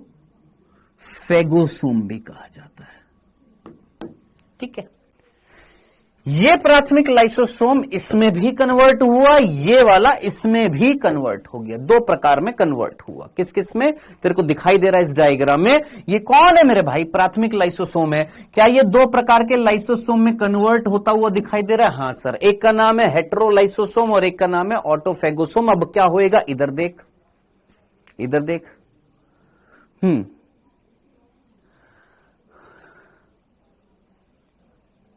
अब इधर देखना, ये हेटेरोलाइसोसोम जो है ये और फेगोसोम ये करेंगे आपस में रिएक्ट। कौन? हेटेरोलाइसोसोम और फेगोसोम आपस में रिएक्ट करेंगे। मतलब ये फेगोसोम जो था, ये फेगोसोम इसके अंदर घुस जाएगा, ये फेगोसोम इसके अंदर घुस जाएगा। क्या ये संरचना कुछ ऐसी बनेगी? इधर फोकस करिएगा, थोड़ा सा बड़ा करके दिखा रहा हूं।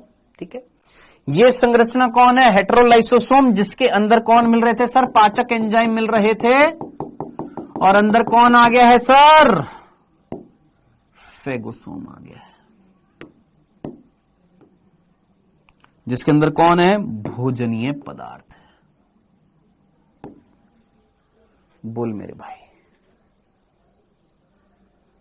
क्या हो गया भाई? क्लास रुक गई, क्लास रुक गई, क्लास रुक गई, क्लास रुक गई। सर कैसे 2 में बच गया? 2 में बट गया मतलब कि ये लाइसोसोम के साथ ये लाइसोसोम आकार में बड़ा हुआ। ठीक है, परिपक्व होता जा रहा है। इसके अंदर पाचक एंजाइम है। जब इसके साथ में फेगोसोम जुड़ेगा तो ये जो था ये क्या कहला रहा था? हेटेरोलाइसोसोम। इतनी सी बात तेरे को समझ में आ गई है? नहीं आया? नहीं आया? नहीं आया? वापस से बोलूं, फिर से बोलूं, वापस से सुनो। तेरे को ये प्राथमिक लाइसोसोम एक संरचना में बदलता हुआ दिखाई दे रहा है? हां सर। चल इसको ऐसे बोलता हूं, चलो वापस से रिपीट करता हूं मैं सारा का सारा, कई बच्चों को समझ में आया नहीं है।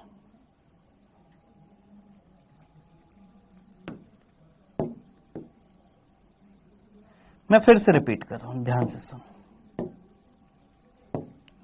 देख देख मेरे भाई, वापस से सुनिएगा, वापस से सुनिएगा।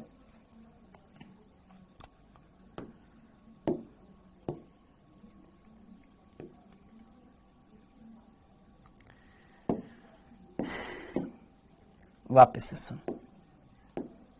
कोई बात नहीं, जिनको एक बार में समझ में नहीं आया दूसरी बार दूसरे अलग तरीके से समझाता हूं। देखो, तेरे को ये दिखाई दे रहा है? हां सर। इसका नाम क्या था? इतना बता दे। इसका नाम प्राथमिक लाइसोसोम था? हां सर। जिसके अंदर पाचक एंजाइम थे? हां।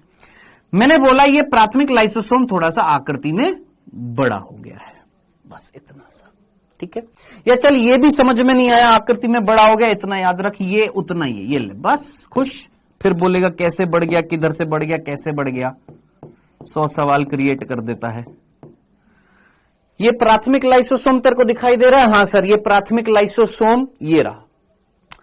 इस प्राथमिक लाइसोसोम ने रिएक्ट करा किसके साथ में? फेगोसोम के साथ में। अब ठीक है, इस प्राथमिक लाइसोसोम ने रिएक्ट करा, इस प्राथमिक लाइसोसोम ने रिएक्ट करा किसके साथ में? फेगोसोम। फेगोसोम प्राथमिक लाइसोसोम के अंदर घुस गया, और जब ये इसके अंदर घुस गया तब ये संरचना जो बनी है ना, इसको मैंने बोला है हेटेरोलाइसोसोम। अब बता, तेरे को अब समझ में आया? अब समझ में आया ये हेटेरोलाइसोसोम क्या था या द्वितीय लाइसोसोम क्या था? फिर से बोलूं, फिर से सुन। अरे मैं 10 बार समझाऊंगा, तू 10 बार सुनेगा, समझ में आएगा। मैंने बोला देखिए प्राथमिक लाइसोसोम तेरे को दिख रहा है? हां सर। ये प्राथमिक लाइसोसोम था जो गोल्जी काय से बना था, जिसके अंदर क्या थे? पाचक एंजाइम थे जो अभी पाचन नहीं कर रहे हैं। ठीक है, अंदर कौन आया? खाद्य पदार्थ आया। उस खाद्य पदार्थ के ऊपर एक लिपिड का आवरण चढ़ गया, जिसको हमने क्या बोला था? फेगोसोम बोला था। प्रक्रिया क्या कहला रही थी? फेगोसाइटोसिस कहला रही थी। ये फेगोसोम जब इस प्राथमिक लाइसोसोम के अंदर घुस जाता है, ये फेगोसोम इसके अंदर चला जाएगा, या मैं ये बोलूंगा ये इसको ले लेगा। कौन? ये जो फेगोसोम है ये इसके अंदर चला जाएगा। क्यों चला जाएगा? अरे ये जो लिपिड का जो आवरण चढ़ाया है ना, कोई चीज सोच समझ कर ही तो चढ़ाया होगा। ये लिपिड का आवरण जो था ये इस लयन काय के अंदर, इस लाइसोसोम के अंदर आसानी से घुस जाता है, चला जाता है। जब इसके अंदर चला जाएगा गुरु, तो ये जो संरचना तो तेरे को बन रही है, सोच क्या इस संरचना के अंदर दो अलग अलग चीजें हैं। सोच इस संरचना के अंदर दो अलग अलग चीजें थी। क्या दो चीजें थी? एक तो प्राथमिक लाइसोसोम था और एक फेगोसोम था। प्राथमिक लाइसोसोम फेगोसोम दोनों मिल गए तो एक विषम चीज बनी है। विषम का मतलब ही क्या होता है? हेट्रो। विषम का मतलब क्या होता है? हेट्रो मीन्स अलग अलग चीज, दो अलग अलग चीजें जुड़ रही हैं, फ्यूज्ड हो रही है, तो क्या बन रहा है? एक हेट्रो लाइसोसोम बन रहा है, विषम लाइसोसोम बन रहा है, जिसका नाम हमने बोला क्या? द्वितीय lysosome. Done, clear, done done done done. अब आप बोलेंगे आगे क्या होएगा? सर इस वाले का क्या हुआ था? अभी बता रहा हूं, पहले इधर देख। सर अब क्या होएगा? सर अब क्या होएगा? ये विषम लाइसोसोम जो है इसका क्या होएगा? मेरे भाई बता, अंदर कौन है? सर एंजाइम है। और कौन था? ये फेगोसोम था। मेरे भाई अंदर जो एंजाइम है कौन से हैं? सर पाचक एंजाइम है। क्या करेंगे वो? तोड़ा फोड़ी मचाएंगे, पाचन वाचन कर देंगे, लिपिड की झिल्ली को तोड़ फोड़ कर जो फूड मटेरियल है इसको तोड़ ताड़ देंगे। क्या कर देंगे? अंदर पाचन कर देंगे। चलो जी सर, ये जो हेट्रो लाइसोसोम जो था इसके अंदर हो जाएगा पाचन। मैंने कहा ठीक है। इधर देख, आराम से पढ़ा रहा हूं, तसल्ली से, प्लीज रिक्वेस्ट है आपसे, सुन लो आराम से। मेरे को बड़ा मजा आ रहा है, पता नहीं आप में से कितनों को समझ में आ रहा है और मजा आ रहा है, मेरे को बड़ा मजा आ रहा है। ये एंजाइम जो है इस फूड मटेरियल का क्या कर देंगे? पाचन कर देंगे। अंदर क्या हो गया? पाचन वाचन हो गया। चलो सर, ये पाचन हो गया। ये फूड मटेरियल जो था इसका क्या हो गया है? पाचन हो गया, है ना। अब आप मुझे बताइए, आपकी बॉडी में जब पाचन होता है एक फूड मटेरियल का, तो कुछ जब फूड मटेरियल का पाचन होता है तो दो चीजें बनती हैं। एक वो जिनको हम अपशिष्ट पदार्थ बोलते हैं और एक वो जो उपयोगी पदार्थ होता है। इतनी सी बात तेरे को समझ में? क्या बोला मैंने बोला जब फूड मटेरियल का हम पाचन करते हैं तो छोटे छोटे टुकड़े जब बनते हैं तो उसमें से यूजफुल मटेरियल भी होता है हमारे लिए और कुछ वेस्टफुल भी तो होता है, अपशिष्ट भी तो होता है। हाँ सर। और हम क्या करते हैं? यूजफुल को तो यूज में ले लेते हैं और अपशिष्ट को हम त्याग देते हैं शरीर से। नहीं सोच, मैं भोजन खाता हूं, खाने के बाद उस भोजन से मेरे को एनर्जी मिलती है, यानी उसमें कुछ यूजफुल चीज होगी। हाँ, और उसके बाद मैं मल भी त्यागता हूं, तुम भी मल त्यागते हो। उस मल में क्या है? अपाचनीय भोजन है, अपशिष्ट पदार्थ है जिसका कोई यूज नहीं है। डन।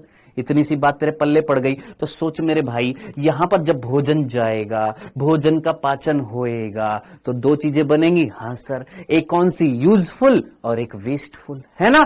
है ना? हाँ सर। एक यूजफुल होएगा, एक वेस्ट मटेरियल होएगा। जो यूजफुल होएगा वो तो बाहर आ जाएगा। किससे? इस हेट्रो लाइसोसोम से। जो हेट्रो लाइसोसोम है जिसके अंदर पाचन वाचन हो गया, तो जो यूजफुल मटेरियल जो था, यूजफुल, वो तो बाहर आ गया। क्या बच गया अंदर? वेस्टफुल बचा। क्या बच गया? अपशिष्ट पदार्थ। किसके अंदर बच गया? सर इस लाइसोसोम के अंदर। ये जो लाइसोसोम जो था, इस लाइसोसोम के अंदर वेस्ट मटेरियल बच गया। इस लाइसोसोम के अंदर क्या बच गया? सर वेस्ट मटेरियल बच गया। जो यूजफुल मटेरियल था उसको तो बाहर ले लिया, कोशिका यूज में ले लेगी। जो वेस्टफुल है वो अंदर रह गया। अब ये कौन है सर? ये वेस्टफुल मटेरियल है, अपशिष्ट पदार्थ है। अब मुझे बता, ये अपशिष्ट पदार्थ इस संरचना के अंदर है, ये संरचना क्या कहलाएगी? थोड़ा सा दिमाग लगा, बुद्धि का इस्तेमाल कर और तीसरे नंबर के लाइसोसोम का नाम सोच। क्या लिखा हुआ है? तृतीय का। सोच, देख तेरे सामने क्या लिखा हुआ है। अपशिष्ट काय। क्या लिखा हुआ है? अपशिष्ट काय, रेजिडुअल बॉडी लिखा हुआ है। ये है तृतीय लाइसोसोम। ये था हेटेरोलाइसोसोम। पाचन होने के बाद जो यूजफुल मटेरियल है वो तो बाहर अवशोषित कर लिया, एब्जॉर्ब कर लिया, निकल गया। जब वेस्ट बच गया यहां पर, तो ये संरचना जो है इसको हमने क्या बोला? तृतीय लाइसोसोम, यानी अपशिष्ट काय। ठीक है, अब क्या होएगा सर इस अपशिष्ट काय का? क्या होएगा बेटा? ये अपशिष्ट काय धीरे धीरे सरकते सरकते सरकते सरकते सरकते सरकते पहुंचेगा इधर, और इधर पहुंचकर ये फट जाएगा। क्या हो जाएगा सर? फट जाएगा, और फटने के बाद जो इसका वेस्ट मटेरियल है वो कोशिका से बाहर निकाला जाएगा। अब आप मुझे बताएं, अगर ये अपशिष्ट पदार्थ कोशिका से बाहर निकाला जाएगा तो क्या इस प्रक्रिया को मैं सेल वॉमिटिंग बोल सकता हूं, एक्सोसाइटोसिस बोल सकता हूं? तो तूने यहां पर एंडोसाइटोसिस का ये वाला प्रकार देखा, ऐसे सेम टू सेम ये भी होता है, ये भी होता है? और तूने यहां पर एक्सोसाइटोसिस का एग्जाम्पल देख लिया, यहां पर एक्सोसाइटोसिस होते हुए देख लिया। यहां से जो वेस्ट मटेरियल जो बना था, उस वेस्ट मटेरियल को हम क्या करेंगे सर? ये जो अपशिष्ट काय थी, ये सरकते सरकते कॉन्ट्रैक्ट होते होते होते होते कॉन्ट्रैक्ट होते होते होते यहां पर आई और निकाल दिया बाहर। डन। मजा आ रहा है? आ रही है? फील आ रही है? फील आ रही है? फील आ रही है पढ़ने की? बस यही फील लेनी है। चलो जी, कितने हो गए लाइसोसोम? सर जी हमारे 3 हो गए। प्राथमिक हो गया, प्राथमिक हो गया, द्वितीय हो गया, तृतीय हो गया, अब बचा चतुर्थ। अब इसको पढ़ लेते हैं एक बार। मैंने इसी एग्जाम्पल में तुमसे कहा था कि मैंने कहा देखिए माइटोकॉन्ड्रिया खराब हो गया, एक माइटोकॉन्ड्रिया खराब हो गया। अब आप मुझे बताओ, इस माइटोकॉन्ड्रिया जो खराब हो गया, क्या मैं इसको इस कोशिका में धरे रखूं, या मैं मतलब इस कोशिका के अंदर रखे रखूं, या इसको नष्ट करना चाहिए? सोच, इसका कोई यूज नहीं है, जगह घेर रहा है, तो क्या करना पड़ेगा? इसको खत्म करना पड़ेगा। करना पड़ेगा कि नहीं करना पड़ेगा? हाँ सर, खत्म करना पड़ेगा। कैसे करना पड़ेगा मेरे भाई? मेरे भाई इधर देख, इधर देखना। ये प्राथमिक लाइसोसोम था, हाँ सर, जिसके अंदर क्या था? पाचनीय एंजाइम थे। हाँ जी सर, चल बे, थे ना पाचनीय एंजाइम? हाँ सर, ये प्राथमिक लाइसोसोम था। ये प्राथमिक लाइसोसोम जिसके अंदर पाचनीय एंजाइम, और ये माइटोकॉन्ड्रिया जो बेकार हो चुका है। अब जरा सोच, इस वेस्ट कोशिका अंगक को अगर मैं इसके अंदर डाल दूं, मैं नहीं डालूंगा, ये खुद ही ग्रहण कर लेता है। कौन? ये माइटोकॉन्ड्रिया को ग्रहण करेगा। सर इसको कैसे पता चलेगा? रिसेप्टर्स, ग्राही होते हैं, मैसेजेस जाते हैं, संदेश जाते हैं अंदर एक कोशिका के अंदर। अब ये चीजें बहुत डीप में होती हैं जब आप पीएचडी लेवल तक की पढ़ाई करते हैं। डन। अभी सिर्फ इतना सा, ये लाइसोसोम, प्राथमिक लाइसोसोम के अंदर वो कोशिकांग जो वेस्ट है वो चला जाएगा, और जब वो चला जाएगा तो मेरे भाई, मेरे दोस्त, बंधु, बांगड़ू, ये लाइसोसोम जिसके अंदर पाचक एंजाइम है, और तुमने इसके अंदर क्या डाल दिया? वो कोशिकांग डाल दिया जो काम नहीं कर रहा था। अब खुद सोच ले कि यहां पर ये लाइसोसोम के पाचक एंजाइम इस खराब कोशिकांग को खत्म कर देंगे। हाँ कर देंगे। ये लाइसोसोम है आपका चतुर्थ लाइसोसोम, जिसको हमने बोला ऑटोफेगोसोम। क्या नाम दिया? ऑटोफेगोसोम। क्या नाम दिया? ऑटोफेगोसोम। डन डना डन डन। ये था तुम्हारा चतुर्थ लाइसोसोम। अभी खत्म नहीं हुआ, अभी इधर देख। इस कंडीशन में तूने सिर्फ एक माइटोकॉन्ड्रिया को खराब होते हुए देखा और उसको खत्म होते हुए देखा। अब आप मुझे बताइए, अगर इस कोशिका के अंदर कई सारे माइटोकॉन्ड्रिया खराब हो जाए, कई सारी अंतःप्रेरक द्रव्य जालिका, यानी पूरी मशीनरी अगर खराब हो जाए इस कोशिका की, ये कोशिका पूरी की पूरी वेस्ट है या नहीं है? सोच, दिमाग लगा, सोच, लगा दिमाग। ये पूरी की पूरी कोशिका की मशीनरी खराब हो जाए, मशीन है ना ये, अगर यही खराब हो जाए तो सोच, ऊतक तैने नाम सुना है? हां सर, ऊतक मैंने नाम सुना है। इस ऊतक के अंदर अगर ये वाली कोशिका अगर खराब हो जाए, इस पूरी की पूरी कोशिका की मशीनरी अगर खराब हो जाए, तो इस कोशिका का यहां पर स्थान वेस्ट है ना। क्या करना पड़ेगा? इस कोशिका को यहां से हटाना पड़ेगा। हां सर, हटाना पड़ेगा। कैसे हटाएं? सोच, इस कोशिका के अंदर जो लाइसोसोम है, अगर वो फट जाए, खुद ही फट जाए, जितने भी लाइसोसोम इस कोशिका के अंदर हैं, अगर वो फट जाए, तो ये पूरी की पूरी कोशिका नष्ट हो जाएगी। हां सर, हो जाएगी। तो अब आप मुझे बताएंगे, इस कंडीशन में एक सेल ने अपना सुसाइड कर दिया, एक सेल ने अपने आप को आघात पहुंचाया, नुकसान पहुंचाया। हाँ, तो जरा सोचिए, इस कंडीशन में ऐसे लाइसोसोम, इस लाइसोसोम को हम क्या बोलेंगे? आत्मघाती थैली बोलेंगे कि नहीं बोलेंगे? आत्मघाती थैली, सुसाइडल बैग बोलूंगा कि नहीं बोलूंगा? बोल मेरे भाई। So lysosomes are also known as, lysosome जो होते हैं उनको हम सुसाइडल बैग बोलते हैं। और कौन से लाइसोसोम, ये भी याद रखना, जो चतुर्थ लाइसोसोम थे ना, उनको बोला जाता है, याद रखना। जो चतुर्थ लाइसोसोम थे ना, उनको हम बोलते हैं क्या? ये वाले जो चौथे थे, जो कोशिका अंगकों को नष्ट करते हैं। अगर बहुत सारे हो जाएंगे तो ये खुद ही फट जाएंगे, पूरी सेल को खत्म कर देंगे। हाँ जी, मजा आया पूरा का पूरा लाइसोसोम पढ़ने का, मजा आया। ये पॉलीमॉर्फिज्म, बहुरूपता समझ में आ गई। ये था बेटा आपका पूरा लाइसोसोम। आज के बाद जिंदगी में नहीं भूलेंगे लाइसोसोम। एक काम कर, मेरे सामने अभी के अभी ये सिर्फ 5 लाइनें हैं, इसको पढ़ डाल। सर पिनोसोम का क्या हुआ? पिनोसोम का क्या था? पिनोसोम के अंदर लिक्विड था, है ना। अब उस लिक्विड में जो यूजफुल मटेरियल है वो डायरेक्टली अब्सॉर्ब हो जाएगा। भाई जरा सोच, लिक्विड का पाचन होता है क्या? लिक्विड का पाचन होता है। हाँ, लिक्विड के अंदर अगर कोई खाद्य पदार्थ होगा उसका पाचन होगा। लिक्विड तो एब्सॉर्ब होता है ना, तो जो पिनोसोम के अंदर जो लिक्विड है वो एब्सॉर्ब हो जाएगा।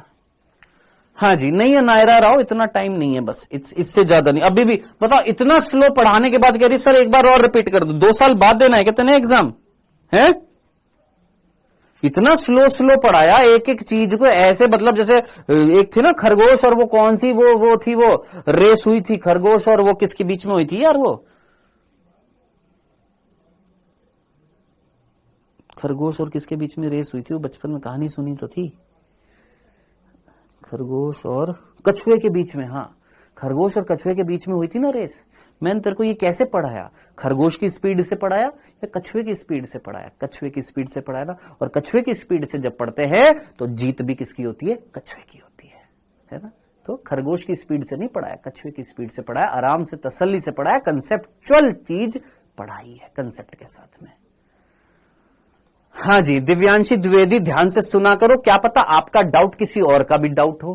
किसी और बच्चे ने भी यही पूछा, सर पिनोसोम का क्या हुआ? तो ध्यान से नहीं सुनते हो ना तुम। बता दिया मैंने आपको। भाई ये तुम लोगों की ना सबसे बड़ी प्रॉब्लम है। तुमको लगता है कि तुम्हारा डाउट तुम्हारा है और किसी का है ही नहीं। क्या पता किसी और ने भी पूछा हो और मैंने उसका आंसर दे दिया हो, और तुम्हारा ध्यान किस पे था? Copy paste, copy paste, copy paste, copy paste. सुन लिया करो, किसी और का डाउट भी क्या पता तुम्हारा डाउट हो, और किसी और का डाउट का आंसर अगर दे रहा हूं तो उसको भी सुना कर। हाँ जी, चलिए फटाफट पढ़िए। इसको पढ़ लिया आपने? सर इस टॉपिक से क्वेश्चन कैसे आते हैं? बस सिंपल सा क्वेश्चन पूछ लिया जाता है, लाइसोसोम जो होते हैं उसके अंदर किस प्रकार के एंजाइम होते हैं? जल अपघटकीय एंजाइम होते हैं, इस वर्ड से आता है। और लाइसोसोम का निर्माण किससे हुआ था? गोल्जी काय से हुआ था, संवेष्टन विधि से, पैकेजिंग से। ये क्वेश्चन आता है, याद रखना, संवेष्टन विधि से गोल्जी का। यानी ये जो हाईलाइट मैंने किया है ना, यहां से क्वेश्चन बनते हैं मेरे दोस्त। बस आगे बढ़ते हैं। नेक्स्ट अगला जो है दैट इज हमारा रसधानी है। सिंपल सा टॉपिक है, बहुत सीधी सी चीज है रसधानी। ये मैंने आपको कल बता दिया था रसधानी। आइए, रसधानी एनसीईआरटी में कितना बड़ा टॉपिक दे रखा है, इतना सा दे रखा है बस। अब ये चीज जो है हम यहां पर एक्स्ट्रा नहीं पढ़ेंगे, जहां मेरे को बताने की जरूरत थी वो मैंने आपको बता। अच्छा, एक क्वेश्चन और छूट गया, एक क्वेश्चन और छूट गया था, एक क्वेश्चन छूट गया था, एक क्वेश्चन छूट गया था, उसी बच्चे ने पूछा था, उस क्वेश्चन का आंसर भी मैं बता देता हूं। एक सेकंड रुक जाना। एक क्वेश्चन और, एक और बच्चे ने भी क्वेश्चन पूछा था, वो भी मैं आपको बता देता हूं। सॉरी,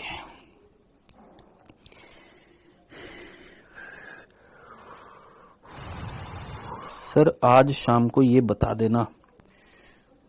चलो, एक क्वेश्चन ये देव ऋषि ने ये पूछा था, सर केंद्र की आवरण किससे उत्पन्न होता है। चलो, एक तो ये वाला क्वेश्चन है, और एक क्वेश्चन ये था, एक बच्चे ने पूछा था, सर ये GERL सिस्टम जो होता है, GERL सिस्टम, ये किसका निर्माण करता है। ऐसा क्वेश्चन आपको कहीं ना कहीं दिखेगा।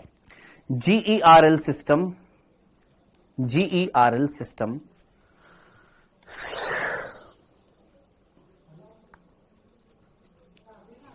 GERL सिस्टम जो होता है, सर क्या माइकोप्लाज्मा में सेल मेम्ब्रेन होती है, क्या पूछ रहा है सर, क्या माइकोप्लाज्मा में सेल मेम्ब्रेन मीजोसोम की स्ट्रक्चर बनाती है।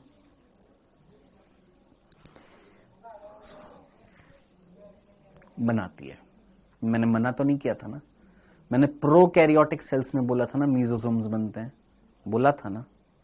सेल वॉल नहीं होती, प्लाज्मा मेम्ब्रेन होती है, वही प्लाज्मा मेम्ब्रेन मीजोसोम्स बनाती है, बिल्कुल बनाती है, ठीक है। हाँ भैया, GERL सिस्टम किसका निर्माण करता है, तो what is GERL system. G means Golgi body, ER means endoplasmic reticulum, और ये दोनों फाइनली मिलकर किसका निर्माण कर रहे हैं, L का। नाउ L इज लाइसोसोम, ठीक है। तो क्वेश्चन एक जगह पूछा गया था, GERL सिस्टम किसका निर्माण करता है, तो G means Golgi body, E means endoplasmic reticulum, और ये फाइनली ये दो कोशिकांग थे जो रेस्पॉन्सिबल थे लाइसोसोम का निर्माण करने के लिए, ठीक है। चलिए जी, एक तो ये हो गया, और एक बच्चे ने ये पूछा था, शायद कल पूछा था, एक क्वेश्चन मैंने होमवर्क में दिया था, और ये पूछा था उस होमवर्क में, जो केंद्रक का जो आवरण जो होता है उसका निर्माण कौन करती है ना। सो बेटा, केंद्रक का जो आवरण जो होता है उसमें प्रोटीन्स की मात्रा बहुत होती है, बहुत सारी होती है, और वो केंद्रक का आवरण का निर्माण करने के लिए रेस्पॉन्सिबल कौन होती है, खुरदरी अंतःप्रेद्रव्य जालिका। लिपिड भी होता है, मना नहीं कर रहे, प्रोटीन की मात्रा ज्यादा होती है, जो प्रोटीन आपके रेस्पॉन्सिबल होते हैं ट्रांसपोर्टेशन के लिए। ये हमारा केंद्रक होता है ना, केंद्रक, ये दोहरा आवरण होता है, और इस दोहरे आवरण में छिद्र होते हैं,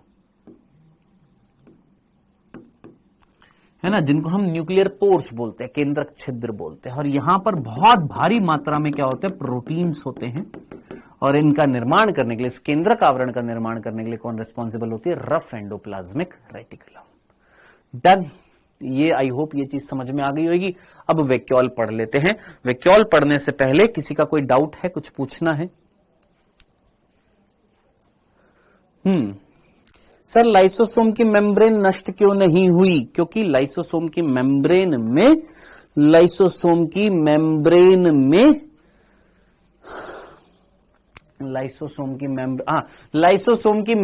क्यों नहीं नष्ट हुई सर, ये जो लाइसोसोम जो था, ये लाइसोसोम, इसके अंदर जो पाचक एंजाइम है वो किसको नष्ट कर रहे थे, जो अंदर मटेरियल आ रहा था। अब जो अंदर मटेरियल आ रहा है वो वाटर कंटेनिंग है, क्या है, वाटर कंटेनिंग। ये जो फेगोसोम जो आ रहे थे, ये जो माइटोकॉन्ड्रिया आ रहा था, इनके अंदर वाटर है, और ये जो झिल्ली जो है ना, ये झिल्ली, इसमें वाटर नहीं है। अब जरा सोच, झिल्ली में वाटर नहीं है यहां पर, और एंजाइमों को पाचन करने के लिए क्या चाहिए था, वाटर चाहिए था, तो वो एंजाइम इस झिल्ली का पाचन नहीं कर पाएंगे। आई होप समझ में आ गया होगा।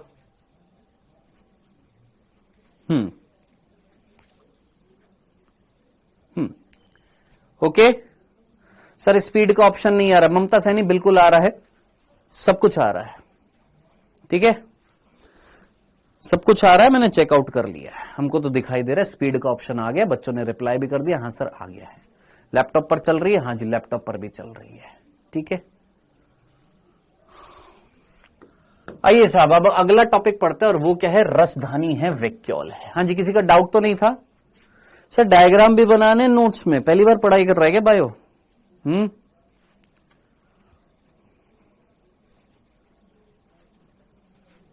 पहली बार पढ़ाई कर रहा है क्या बेटा बायो की? बनाने ऑब्वियस सी बात है।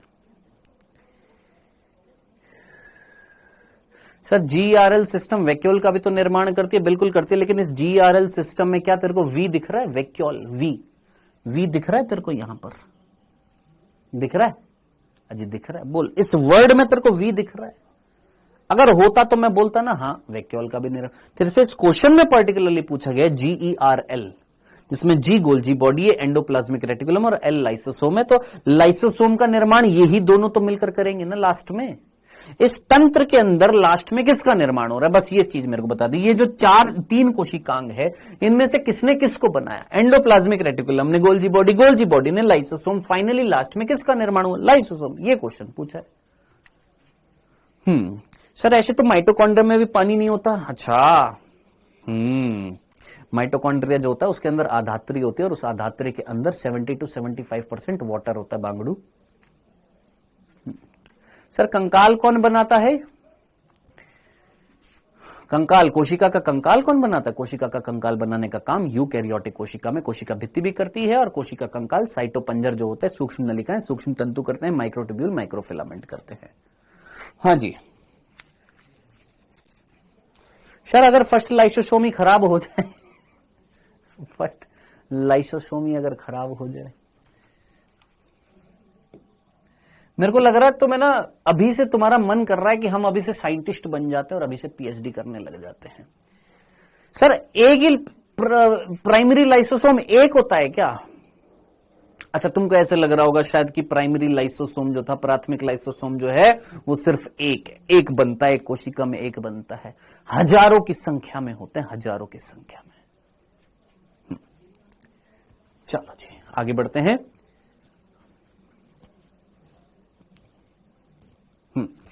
अच्छा, एक और चीज, प्लांट सेल के अंदर एक बिंदु और याद रखना, पादप कोशिका के अंदर लाइसोसोम नहीं होता। तो पादप कोशिका के अंदर लाइसोसोम का कार्य कौन करती है? ये रिक्तिका, जो अभी मैंने आपको बताने वाला था, ये रसधानी जो होती है ना, ये रिक्तिका रसधानी पादप कोशिका के अंदर वही जो 90% भाग घेरे रखती है ना रसधानी, वही लाइसोसोम का कार्य करती है। ये चीज याद रखना, ठीक है। तो यहां पर लिख देता हूं, कहीं पर बिंदु लिख दूं, यहां पर लिख दूं, स्टार्टिंग में लिख दूं, ये यहां पर लिख देता हूं। पादप कोशिका के अंदर लाइसोसोम का कार्य, पादप कोशिका में लाइसोसोम का कार्य बड़ी सी रसधानी, या वो खाली या रसधानी, बस रसधानी करती है, याद रखना। प्रोकैरियोटिक फ्लैजिला में मेम्ब्रेन होती है क्या? जी जनाब, बिल्कुल होती है। और उसी मेम्ब्रेन के अंदर 4x4 के 4+4 के अरेंजमेंट में फ्लैजिलिन प्रोटीन मिल रहा था। सर आत्मघाती थैली बताना, बता दिया, वापस से देख लेना, ठीक है। चले, चल, ये था हमारा लाइसोसोम। अब इसके बाद पढ़ने वाले हैं कौन सा? रिक्तिका। और बहुत सिंपल सा है रिक्तिका, बहुत सीधी सी चीज है रिक्तिका। रिक्तिका को समझने के लिए या समझाने के लिए एक सिंपल सा एनिमेशन अगर मैं आपको बोलूं कि भाई मेरे, सिंपल सी चीज अगर मैं बोलूं भाई मेरे, इस एनिमेशन को देख, बहुत सिंपल सा प्यारा सा एनिमेशन, जो हर साल हर बैच में यही वाला एनिमेशन मैं बच्चों को दिखा देता हूं। ये वाला देख, कोई मटेरियल आ रहा है इसके अंदर, आ रहा है और इसने क्या कर लिया, स्टोर कर दिया। ये है हमारी रिक्तिका, सॉरी ये हमारी रिक्तिका। और रिक्तिका के अंदर जब तुमने अनुपयोगी पदार्थ डाल दिया जो बाद में उपयोग में आ जाता, अपशिष्ट पदार्थ डाल दिया, जल डाल दिया, वेस्टफुल मटेरियल डाल दिया, यानी सब कुछ डाल डूल दिया, पाचक एंजाइम डाल दिए, तो ये संरचना क्या कहलाएगी, रसधानी, जो एक प्लांट सेल का 90% एरिया कवर करती है। इतनी सी बात समझानी थी। आइए रसधानी वैक्यूल में सबसे पहला बिंदु, सुन मेरी बात, इसकी खोज किसने करी थी बेटा, तो इसकी खोज जो थी, पूछेगा ना तू, इसकी खोज जो थी डुजारिडिन ने खोज की थी। पहला बिंदु। दूसरा बिंदु, हाँ जी, पहला बिंदु डुजारिडिन ने इसकी क्या करी थी, खोज करी थी। पादप कोशिका के अंदर आप अच्छे तरीके से जानते हैं, पादप कोशिका के अंदर ये जो रसधानी जो है कितना एरिया कवर करती है सर, ये जो रसधानी जो होती है 90% एरिया, क्षेत्र कवर करती है। 90% एरिया जो होता है एक पादप कोशिका के अंदर, वो कौन कवर कर रही है सर, रसधानी कवर कर रही है। तीसरा बिंदु ध्यान से सुनिएगा, इस रसधानी के अंदर क्या भरा पड़ा है सर, इस रसधानी के अंदर रस। अब उस रस में क्या है सर, जल है, अपशिष्ट पदार्थ है, अपशिष्ट पदार्थ है, अनुपयोगी पदार्थ है जो बाद में उपयोग में आ सकता है, अनुपयोगी पदार्थ है, एंजाइम्स हैं, एंजाइम्स हैं, लवण हैं, आयन हैं, ये सारी चीजें भर दी है हमने किसके अंदर, इस रस के रूप में, इस रिक्तिका के अंदर। वो रिक्तिका क्या कहला रही है, रसधानी कहला रही है। ये कंसेप्ट मैंने आपको कल बता दिया था, याद है ना, गोल्जी सतह से, गोल्जी की ट्रांस सतह से खाली खाली खाली झिल्ली में संरचना का निर्माण हुआ था, याद आ रहा है। उस खाली झिल्ली, एकल झिल्ली में संरचना का नाम क्या था, रिक्तिका। फिर उस रिक्तिका के अंदर अगर आप रस डाल देते हो, ये जो रिक्तिका जो थी, रिक्तिका ऐसे बोल देता हूं, कौन सा बिंदु हो जाएगा ये, तीसरा। चौथा बिंदु यहां पर ऐसे बोल देता हूं कि जो गोल्जिकाएं थी, उस गोल्जिकाएं से, उस गोल्जिकाएं की ट्रांस सतह से किसका निर्माण हुआ सर, रिक्तिका का, ठीक है। और इस रिक्तिका के अंदर जब आपने वो रस डाल दिया, कौन सा रस, जो मैंने तेरे को यहां पर बताया, ये वाला रस है ना, जिसमें जल होता है, अपशिष्ट पदार्थ होते हैं, अनुपयोगी पदार्थ होते हैं, एंजाइम्स होते हैं, लवण होते हैं, आयन होते हैं, ये हमने इस रिक्तिका में स्टोर कर दिए। जब ये रस रिक्तिका में चला जाएगा, नाउ दिस रिक्तिका इज कॉल्ड रसधानी। रसधानी मीन्स जिसने धारण कर लिया, किसको धारण कर लिया, रस को, तो उसको हम क्या बोलेंगे, रसधानी बोलेंगे, सिंपल। अब इंपॉर्टेंट क्वेश्चन क्या है, याद रखना, ये जो गोल्जिकाएं की ट्रांस सतह से रिक्तिका या जो रसधानी बनी है, इस रसधानी का जो एकल झिल्ली जो होती है, इससे प्रश्न बनता है, ये जो एकल झिल्ली जो होती है किसकी, रसधानी की, ये जो एकल झिल्ली जो होती है, ये रसधानी है, ये रसधानी है। इस रसधानी के अंदर जो एकल झिल्ली होती है, उस एकल झिल्ली का नाम आपने नहीं भूलना है, क्योंकि वहां से प्रश्न पूछा जाता है, जिसको हम इंग्लिश में भी टोनोप्लास्ट कहते हैं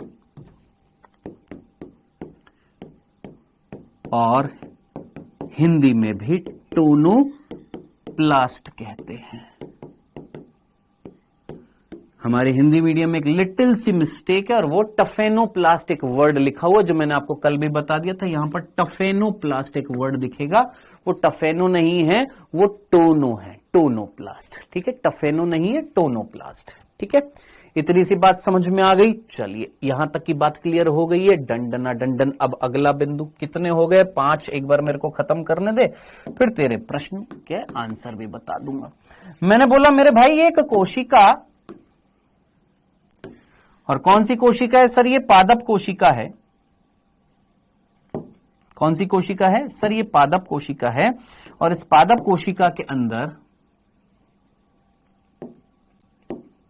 इस पादप कोशिका के अंदर 90% क्षेत्र जो है वो किसका है? रसधानी का है। ठीक है सर, बाकी कोशिकांग ठुस ठुस के भरे पड़े हैं यहां पर, इधर इधर इधर इधर इधर ठुस ठुस के। बाकी मैक्सिमम 90% एरिया किसने कवर कर लिया? रसधानी ने कवर कर लिया। ठीक है, अब जरा सोच, कोई भी मटेरियल होएगा, कोई भी आयन होएगा, कोई भी अपशिष्ट पदार्थ होएगा, कोई भी अनुपयोगी पदार्थ होएगा, कोई भी चीज जो भी होएगी जिसको तुम यहां पर डालना चाहते हो, ऑलरेडी उसकी मात्रा यहां ज्यादा होएगी कि बाहर ज्यादा होएगी? सोच, अपने आप सोच, ये इसके अंदर ज्यादा होएगी, रसधानी के अंदर वो मटेरियल यहां पर ज्यादा होएगा कि यहां ज्यादा? अरे मेरे भाई, इसके अंदर तुम भरे जा रहे हो तो उसकी मात्रा यहां ज्यादा होएगी ना, उस मटेरियल की। जो आयन है, मान ले सोडियम आयन है, यहां पर ज्यादा होएगा कि बाहर ज्यादा होएगा? सर अंदर ज्यादा होएगा, भर भर के ठुसा पड़ा है ना। अब तेरे को उसको यहां से और डालना है, तो तेरे को निम्न सांद्रता से उच्च सांद्रता में डालना है। तो सोच, फिर से तेरे को क्या कराना पड़ेगा? सर सक्रिय परिवहन कराना पड़ेगा। और सक्रिय परिवहन कराना पड़ेगा, तो उस सक्रिय परिवहन कराने के लिए रसधानी की झिल्ली में क्या होंगे मेरे दोस्त? तो जानता है, पंप प्रोटीन होंगे। ठीक है, सो ये चीज थी। एक बार जरा यहां से यहां तक प्लीज मेरे दोस्तों, बालक बालिकाओं, यहां से यहां तक एक बार जरा पढ़ लो, खत्म कर दो जल्दी से। यहां से यहां तक पढ़ लो, खत्म कर दो ये जो यहां पर लिखा हुआ है।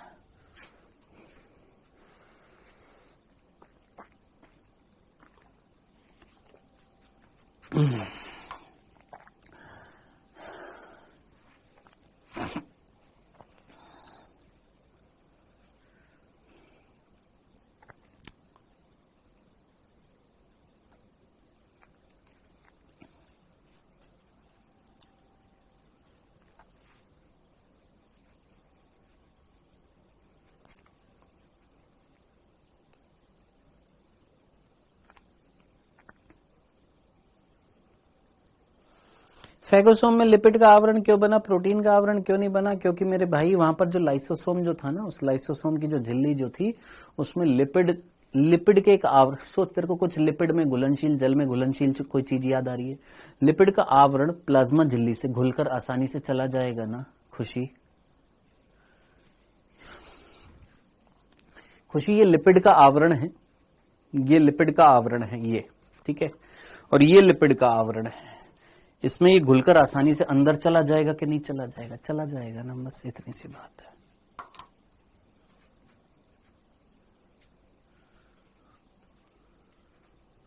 सर अंतः कोशिकीय कोष्ठक क्या होता है जो प्रोकैरियोट में नहीं होता है? आयशा सिद्दीकी, आप कितने दिन बाद आए हो क्लास लेने, या अगर आप बाद में आए हो तो प्लीज लेक्चर देखिएगा। यूकैरियोटिक कोशिका जब मैंने पढ़ाया था, स्टार्ट किया था, तो वहां पर एक एग्जाम्पल से मैंने बताया था कि हो सकता है कि एक घर में कई सारे रूम हैं। याद आ रहा है? कई बच्चों को याद आ रहा होगा, जब यूकैरियोटिक कोशिका पढ़ाया था तो वहां पर समझाया था, एक घर है जो अंदर से खोखला है, अंदर कोई रूम नहीं है, एक घर जिसके अंदर कई सारे कमरे हैं। तो कोष्ठक किस में बन गए थे? जहां पर अंदर कमरे होंगे। प्रोकैरियोटिक कोशिका में कोई भी झिल्ली युक्त कोशिकांग नहीं, यानी अंदर कोई कमरा नहीं है, कोष्ठक नहीं है। तो प्रोकैरियोटिक कोशिका में कोष्ठक नहीं थे, कमरे नहीं थे, झिल्ली युक्त कोशिकांग नहीं थे। यूकैरियोट्स में झिल्ली युक्त कोशिकांग है, तो कोष्ठक बन रहे हैं। सर गोल्जी बॉडी किसमें एब्सेंट होती है? मतलब पिछले लेक्चर में तुमको बताया था, परिपक्व आरबीसी में एब्सेंट होती है, चालिनी नलिका में एब्सेंट होती है। ये दो कोशिका याद रखनी थी। चलो मेरे भाई, ये पढ़ लिया आप सभी ने, डन। आ जाइए, यहां पर जो लाइन लिखी हुई है, क्या यहां से क्वेश्चन बनते? बिंदास बनते, बिंदास। मुझे एक चीज बताना, जरा ध्यान से सुनना। आपको 10वीं कक्षा याद आ रही है? 10th class? अच्छा 10th क्लास, यहां पर कोई बच्चा है जो 10th क्लास से? वंदना त्रिपाठी, वापस से भेजो। हाँ जी, ऐसा नहीं होता check my comment, check my comment, वापस से भेजना पड़ता है, वो नीचे चले जाते हैं कमेंट। ऐसे मत बोला करो चेक माई कमेंट। मैं यहाँ पे कमेंट चेक नहीं करने बैठ जाऊंगा, ऐसे करने बैठ गया तो फिर हो लिया बेड़ा पार। आपको कमेंट बार बार दोहराना पड़ेगा, दोहराना पड़ेगा, दोहराना पड़ेगा। हाँ जी सर, मेरे को छठी लाइन समझ में नहीं आई। पहली, दूसरी, तीसरी, चौथी, पांचवी, छठी। पौधों में बहुत से आयन व दूसरे पदार्थ सांद्रता प्रवणता के विपरीत। ये कौन सा बालक था बे, तेरे को ये चीज समझ में नहीं आई क्या? मैंने तेरे को ये नहीं बताया सांद्रता प्रवणता के विपरीत, और तेरे को ये नहीं आई तो खुद के गाल पर 2 चांटे लगा। सच्ची खुद के गाल पर 2 चांटे लगा कि तेरे को ये क्यों समझ में नहीं आया। मैं तेरे को बता चुका हूं, ये बता चुका हूं। सांद्रता प्रवणता के विपरीत, सांद्रता प्रवणता के अनुसार। सांद्रता प्रवणता के विपरीत मतलब निम्न से उच्च सांद्रता की ओर जब जाते हैं तो उसको हम बोलते हैं सक्रिय परिवहन। जो निम्न से उच्च की तरफ होता है उसको हम बोलते हैं सांद्रता प्रवणता के विपरीत। जो टोनोप्लास्ट से होता हुआ कहां पर जाएगा? रसधानी में जाएगा। तो इनकी सांद्रता रसधानी में कोशिका द्रव्य की अपेक्षा काफी अधिक होती है। यानी वो मटेरियल जो रसधानी में जा रहा है उसकी सांद्रता कहां ज्यादा है? सर रसधानी में ज्यादा है कि कोशिका द्रव्य में? कोशिका द्रव्य में कम है, रसधानी में ज्यादा है, तभी तो निम्न से उच्च में जाएगा यार। इतनी सी बात समझ में नहीं आ रही है तेरे को? चलो जी आगे। अब सर रसधानी में आवरण होता है? नहीं मिसबा, रसधानी में आवरण थोड़ी ना होता है। रसधानी में कोई आवरण पावरण नहीं होता बेटा, रसधानी में कोई आवरण नहीं होता। बेटा जब पढ़ाई करते ना मिसबा जब पढ़ाई करते ना तो फुल कंसंट्रेशन के साथ में करते हैं। अभी अभी बताया रसधानी का जो आवरण, जो झिल्ली मीन्स आवरण होता है, इतना तो पता है ना, उसे हम क्या बोलते हैं? टोनोप्लास्ट। सर फर्नांडिस मॉर्गन क्या होता है? ये आज पढ़ाना था मेरे को, माइटोकॉन्ड्रिया पढ़ाना था, देखते अगर पढ़ा पाऊंगा तो बता दूंगा। आगे देख इधर। हाँ जी, ये हमारी राजधानी हो गई। अच्छा इसमें 2 बिंदु और रह रहे थे, जल्दी से। 10वीं कक्षा में आपने 10th क्लास में पढ़ाई करी होगी। हाँ सर पढ़ाई करी हो, बहुत अच्छे अच्छे मार्क्स भी आएंगे, बहुत अच्छी अच्छी परसेंटेज आई होगी। 80, 85, 90, 95 अच्छी अच्छी परसेंटेज आएगी। आपको याद है 10th क्लास में बायो का एक चैप्टर था जिसका पहला नाम था जैव प्रक्रम, लाइफ प्रोसेस। और उस जैव प्रक्रम में पहला टॉपिक जो था वो था पाचन और अवशोषण था, अगर हल्का सा अगर याद आ रहा है। वो पाचन अवशोषण जब तुमने पढ़ा होगा तो वहां पर एक एग्जाम्पल आया होगा किसमें? अमीबा में और पैरामीशियम में पाचन। अमीबा वाला अगर तुमको याद आ रहा हो तो अमीबा का एक डायग्राम बनाया हुआ था। उस अमीबा के अंदर फूड मटेरियल जाता है, सॉरी उस अमीबा के पास फूड मटेरियल होता है। तो ये अमीबा क्या करता है गुरु? ये अमीबा जो होता है इसके चारों तरफ एक कूटपाद बनाता है। याद आ रहा है? हाँ सर। ये कूटपाद बनाने के बाद में ये कूटपाद जो है ये उसको भोजन को अंदर ग्रहण कर लेते हैं। अंदर ग्रहण करने के बाद में वो भोजन जो होता है एक लिपिड के आवरण के अंदर बंद हो जाता है। सोच इस प्रक्रिया में ये जो चीज बनी है, क्या मैं इसको फेगोसोम बोल सकता हूं? हाँ सर फेगोसोम बोल सकते हैं। फेगोसोम बनने के बाद में फिर अंदर लाइसोसोम होगा। याद कर अभी अभी तूने पढ़ा, वो प्राथमिक लाइसोसोम जिसके अंदर पाचनीय एंजाइम है, ये दोनों जब जुड़ जाएंगे तो क्या बन जाएगा सर? हेट्रोसोम बन जाएगा। हाँ सर हेट्रोसोम बन जाएगा। अभी अभी तूने पढ़ा था, पाचन वाचन हो जाएगा। पाचन होने के बाद में अब ये जो लाइसोसोम जिसके अंदर अपशिष्ट पदार्थ है, ये लाइसोसोम जिसके अंदर अपशिष्ट पदार्थ है, ये अपशिष्ट पदार्थ ध्यान से सुनना, ये अपशिष्ट पदार्थ हिसाब से क्या होना चाहिए था? इस अपशिष्ट पदार्थ का क्या होना चाहिए था? ये अपशिष्ट पदार्थ इस लाइसोसोम के द्वारा झिल्ली के पास जाते और ये फट जाती है ना, बाहर निकल जाता। लेकिन अमीबा में पर्टिकुलरली क्या होता है, ये जो तृतीय लाइसोसोम जो था, तृतीय याद कर जिसको हमने अपशिष्ट काय बोला था, वो यहीं फट जाता है। उसके अंदर क्षमता नहीं होती कि वो प्लाज्मा झिल्ली तक पहुंच जाए। तो उस कंडीशन में ये जो अपशिष्ट काय, जो अपशिष्ट पदार्थ जो होते हैं, ये डाल दिए जाते हैं किसमें? रसधानी में। क्यों? क्योंकि इस रसधाने के अंदर क्षमता होती है संकुचन की। संकुचन, कॉन्ट्रैक्शन। अब जरा सोच, तूने घोंगा देखा है? हाँ सर घोंगा कैसे चलता है? ऐसे चलता है ना, contraction relax, contract, relax, contract, relax. ये जो वैक्यूल है, ये जो रसधानी जो थी जिसके अंदर तूने अपशिष्ट पदार्थ डाल दिए हैं, इसके अंदर क्षमता है कॉन्ट्रैक्ट, रिलैक्स, कॉन्ट्रैक्ट, रिलैक्स, और करते करते करते करते ये पहुंचेगी यहां पर प्लाज्मा झिल्ली के पास, फिर उस मटेरियल को बाहर निकाल देती है। ऐसी रसधानी को हम बोलते हैं संकुचनशील रसधानी। तो पर्टिकुलरली यहां पर तृतीय लाइसोसोम अपशिष्ट काय जो था उसके अंदर संकुचन की क्षमता नहीं होती। अगर होती तो वो काम यहां पर रसधानी ना करती, वो खुद ही वो काम कर देता। कौन काम कर देता? लाइसोसोम, तृतीय वाला। याद आ रहा है? अभी तेरे को बताया था ना, तृतीय लाइसोसोम काम कर देता है। प्रतिमा मौर्य को अगले 6 दिन के लिए ब्लॉक कर दीजिएगा। प्रतिमा मौर्य नाम है, ठीक है? हाँ जी, याद आ रहा है?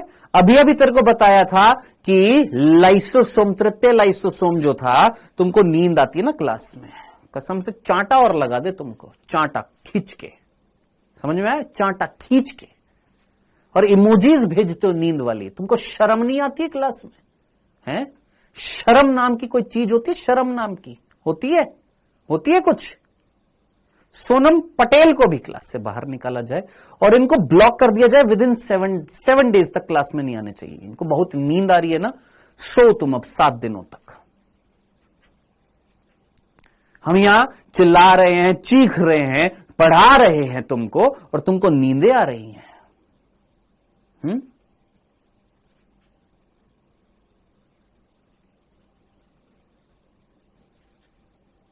उड़ गई नींद? सर रसधानी और टोनोप्लास्ट अलग है क्या? रे बांगड़ू, रसधानी जो थी उसका जो आवरण है उसको टोनोप्लास्ट बोला क्या यार? रसधानी का ये जो एकल झिल्ली होती है उसको हम टोनोप्लास्ट बोलते हैं। ये रसधानी है, उस रसधानी का ये जो आवरण है, उस आवरण को हमने नाम दिया है टोनोप्लास्ट।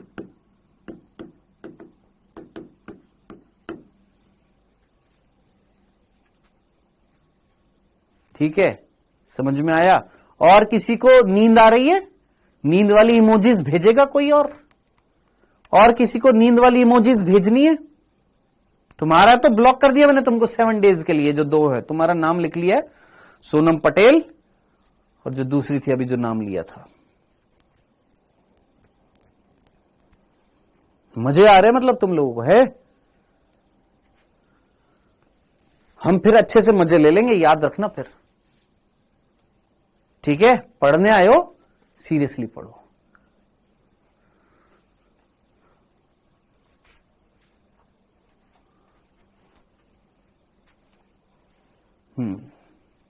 खुल गई होगी नींद दोनों की। आज के बाद नहीं आएंगी इनको नींद। हाँ जी, और आज के बाद ये फालतू के अगर मैसेज किसी ने कर दिए ना, नींद आ रही है सर, क्लास बंद कर दो सर, स्पैम में काउंट करूंगा इसको। मैं लिटरली कह रहा हूं, इस बैच से उम्मीदें बहुत सारी हैं। यहां पर मटर गश्ती के लिए बैच नहीं बनाया गया है। उन सीरियस बच्चे जो पढ़ाई करना चाहते हैं, जो आगे बढ़ना चाहते हैं, जो सिलेक्ट होना चाहते हैं, उनके लिए बैच बनाया गया है। और जो होगा ना वो पूरी सारी चीजें करी जाएंगी। चाहे आराम से पढ़ाऊंगा, चाहे 3 घंटे की क्लास लूंगा, चाहे कैसे भी करूंगा, मेरी जिम्मेदारी है। आपका काम है पढ़ना पढ़ना पढ़ना पढ़ना, बस, और कुछ नहीं। हाँ भाई, सो ये वाली चीज समझ में आ गई। संकुचनशील रसधानी का मीनिंग समझ में आ गया। व्हाट इज संकुचनशील रसधानी? सर संकुचनशील रसधानी का मतलब ये था, ऐसी रसधानी जो कॉन्ट्रैक्शन की पावर रखेगी, कॉन्ट्रैक्ट होकर प्लाज्मा झिल्ली के पास जाएगी और निकाल देगी मटेरियल को। वैसे तो ये अकेला काम कौन कर सकता था सर? तृतीय लाइसोसोम कर सकता था, लेकिन अमीबा के अंदर, वो तृतीय लाइसोसोम के अंदर कॉन्ट्रैक्शन की पावर नहीं थी दोस्त, नहीं थी। तो वो काम किसने किया? एक रसधानी ने किया, जिसको हमने क्या बोला है? कॉन्ट्रैक्टाइल वैक्यूल संकुचनशील रसधानी। डन। चलिए जी, एक और बिंदु, लास्ट बिंदु याद रखना। आपने युगलीना नाम सुना होगा। हाँ सर, युगलीना सुना है। युगलीना एक जगत के अंतर्गत आता है और उस जगत का नाम है प्रोटिस्टा। प्रोटिस्टा। और प्रोटिस्टा जगत में जो जीव आते हैं उनको हम आध्य जीव बोलते हैं। आध्य, आध्य मीन्स प्रिमिटिव, प्राचीन। तो सबसे प्राचीन यूकैरियोटिक कोशिका वाले कौन थे सर? प्रोटिस्टा जगत थे, जिसमें एक जीव आता है, ऑर्गेनिज्म आता है जिसका नाम होता है यूग्लिना।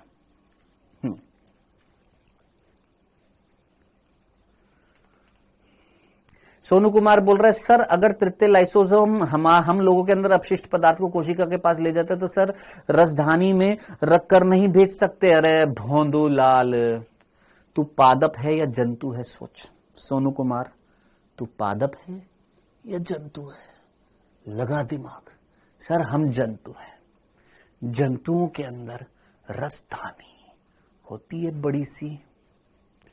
सोच सोच सोच, भगवान ने इतना भयंकर दिमाग दिया है ना, ब्रह्मांड का अध्ययन कर ले हम, इतना इतना इतना दिमाग है हमारे अंदर।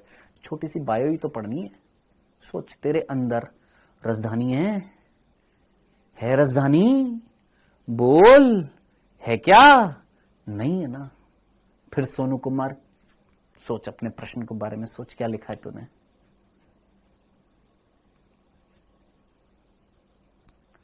ठीक है, हो सकता है मेरे को तेरा प्रश्न ना समझ में आया, हो सकता है प्रश्न मैं तेरा समझ ना पा रहा हूं, लेकिन मैंने आंसर दे दिया कि जंतुओं के अंदर रसधानी नहीं होती है बड़ी सी, लाइसोसोम ही काम कर देता है।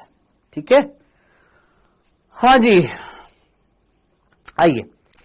हाँ भाई, किसकी बात कर रहे थे बेटा जी यहां पर? और ये मत बोल देना अमीबा जो है एक जंतु है। अमीबा प्रोटिस्टा जगत में ही आता है, याद रखना। ये अमीबा भी, ये जो अमीबा जो है ना,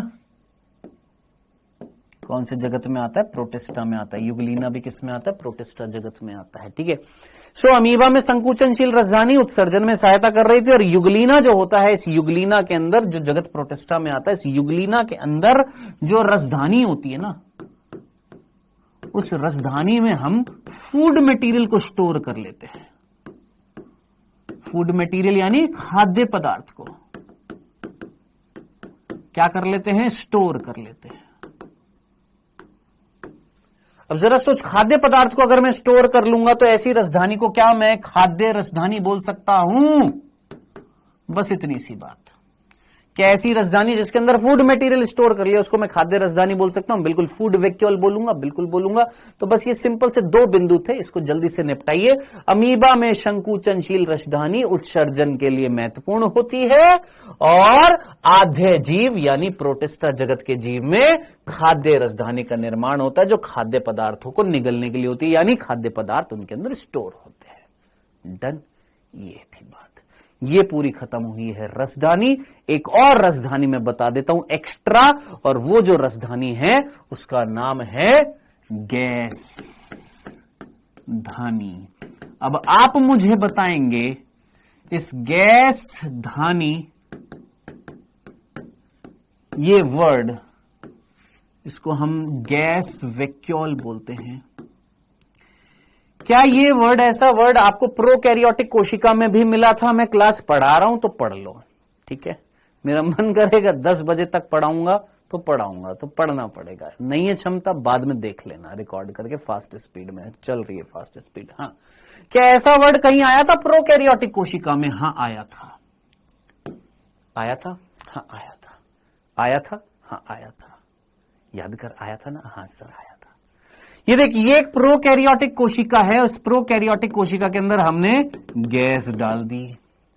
ये एक यूकैरियोटिक कोशिका है, और इस यूकैरियोटिक कोशिका के अंदर गैस भर दी। अब गैस के कारण क्या होगी? प्लावकता होगी, और उस प्लावकता के कारण वो जीव जो पानी की सतह पर तैरते हैं, याद आ रहा है? बताया था? हाँ सर याद आ रहा है।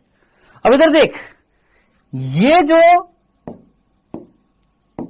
गैस यहां पर भरी है, इस गैस के ऊपर एक झिल्ली में आवरण है। झिल्ली में क्या सर यहां पर भी झिल्ली में आवरण है? हाँ यहां पर भी है। अब मैं देखना चाहता हूं आप में से कितने बच्चों ने मेरे हाथ से लिखे हुए नोट्स को सीरियसली लिया था। मैं देखना चाहता हूं कौन दिमाग लगा पाएगा। एक बच्चे ने पूछा था मेरे को मैसेज करके, मैंने उसको ऑडियो नोट के थ्रू भेजा था। इधर देखना, यहां पर वायु है। हाँ सर वायु है। यहां पर वायु है। जी जनाब, यहां पर भी वायु है। और इस वायु के ऊपर जो झिल्ली मिल रही है, इस झिल्ली में लिपिड भी है, प्रोटीन भी है, और लिपिड और प्रोटीन का क्या है, झिल्ली में आवरण है। लिपिड प्रोटीन का क्या है, झिल्ली में आवरण है। लेकिन मेरे दोस्त यहां पर सिर्फ और सिर्फ कौन मुझे बताएगा किसको नोट्स याद आ रहे हैं? किसको नोट्स याद आ रहे हैं? किसी को नोट्स याद आ रहे हैं? किसी को नोट्स याद आ रहे हैं? जो मैंने यहां पर फोटो खींच के तुमको बोला था, लिखे थे, हैंड रिटन, याद आ रहे हैं? जरा उन नोट्स को खोलिएगा और उन नोट्स को खोलकर देखिएगा। वहां पर मैं एक बार दिखा देता हूं, रुकिएगा एक सेकंड, मैं एक बार दिखा देता हूं आपको, मेरे पास रखे हुए हैं।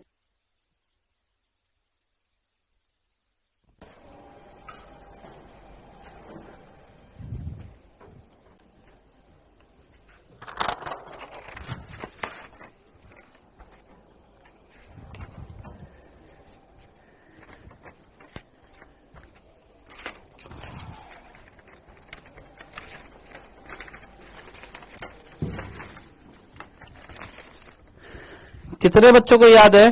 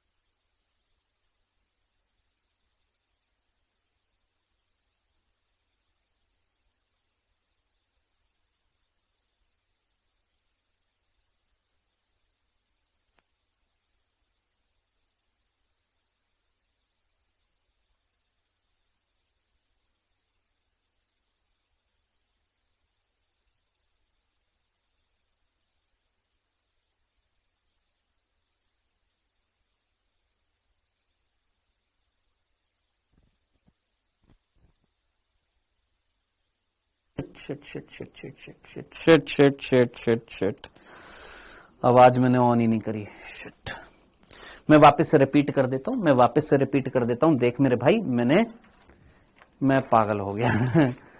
नहीं, मैं वो बटन ऑन ही नहीं किया, सॉरी।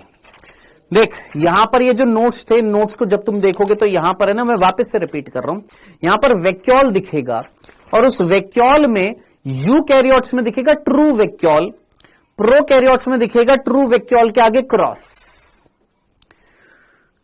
है ना। प्रोकैरियोट्स में ट्रू वैक्यूल के आगे क्रॉस लगा हुआ और उसके नीचे लिखा हुआ गैस धानी, यानी प्रोकैरियोट्स में गैस धानी मिल रही है, और उस गैस धानी के नीचे लिखा हुआ प्रोटीन का आवरण, ब्रैकेट में लिखा हुआ स्यूडो वैक्यूल। यूकैरियोट्स में लिखा हुआ ट्रू वैक्यूल, क्योंकि मेम्ब्रेन में लिपिड और प्रोटीन दोनों मिल रहे हैं। बस यही चीज समझानी थी दोस्त। यहां पर इसको हमने ट्रू वैक्यूल बोला, वास्तविक रसधानी बोला, या वास्तविक गैस धानी बोला है। क्यों? क्योंकि इसमें झिल्ली जो मिल रही थी, उस झिल्ली में प्रोटीन और लिपिड दोनों थे, लिपिड भी था, प्रोटीन भी था। लेकिन यहां पर दोस्त, क्या ये वास्तविक झिल्ली है? वास्तविक झिल्ली किससे बनी होती है? लिपिड और प्रोटीन से। यह वास्तविक झिल्ली नहीं है, क्योंकि इसमें लिपिड नहीं है, सिर्फ और सिर्फ प्रोटीन का एक आवरण है। तो यह एक आभासी गैसधानी है, स्यूडो वैक्यूल है, इसमें नहीं था। क्या नहीं था इसमें? अरे यार, अभी भी आवाज नहीं आ रही कि बांगड़ू पगला गए हो क्या? अभी तो आ रही है ना आवाज, आ रही है ना आवाज? मंतशा, साहिबा, केशव, एन परवीन, अंजलि, आरोही,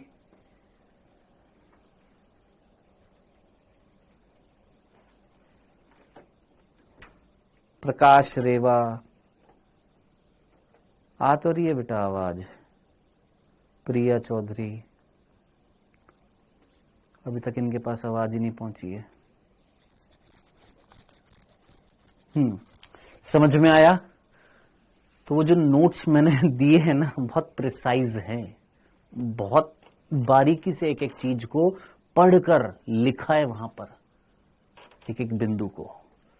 तो एक ट्रू वैक्यूल और एक फॉल्स वैक्यूल, एक वास्तविक रसधानी और एक आभासी रसधानी में फर्क समझ में आया? यहां पर भी झिल्ली मिल रही है। आप कहेंगे सर प्रोकैरियोटिक सेल में, सर प्रोकैरियोटिक सेल में जाकर किसी से पूछना अपने स्कूल में, अगर स्कूल में पढ़ते हो, प्रोकैरियोटिक सेल में झिल्ली में कोशिकांग मिल रहा है। हाँ, आप बोलेंगे, आपकी टीचर बोलेगा पगला गया है क्या बे, झिल्ली में कब से मिलने लग गया, बताना। झिल्ली में कोशिकांग मिल रहा है, लेकिन वो वास्तविक झिल्ली में नहीं है। तुम्हारे टीचर को भी नहीं पता होगा वो वास्तविक झिल्ली में नहीं है। क्यों? क्योंकि वो वास्तविक झिल्ली नहीं है। क्यों? क्योंकि उसमें लिपिड प्रोटीन दोनों नहीं होते, सिर्फ प्रोटीन होता है। और वो कौन होती है? एक स्यूडो वैक्यूल होती है, आभासी गैसधानी होती है। चलो जी, ये था बेटा जी आपका वैक्यूल रसधानी, ये पूरा कंप्लीट हो गया है।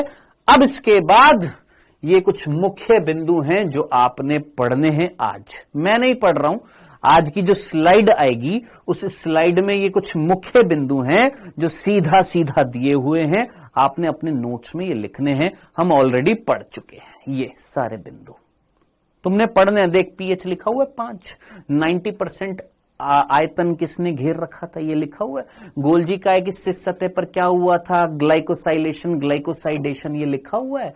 RER कहां, ये सारी चीजें मैंने आपको बता रखी है, बस आपने पढ़ना है, ये इंपॉर्टेंट पॉइंट्स है। इसके बाद अगला टॉपिक होएगा कौन सा, माइटोकॉन्ड्रिया। अब माइटोकॉन्ड्रिया को अपन कल स्टार्ट करेंगे, ठीक है। हाँ बेटा, ये इंक्लूजन बॉडी थी प्रोकैरियोट्स में, यस।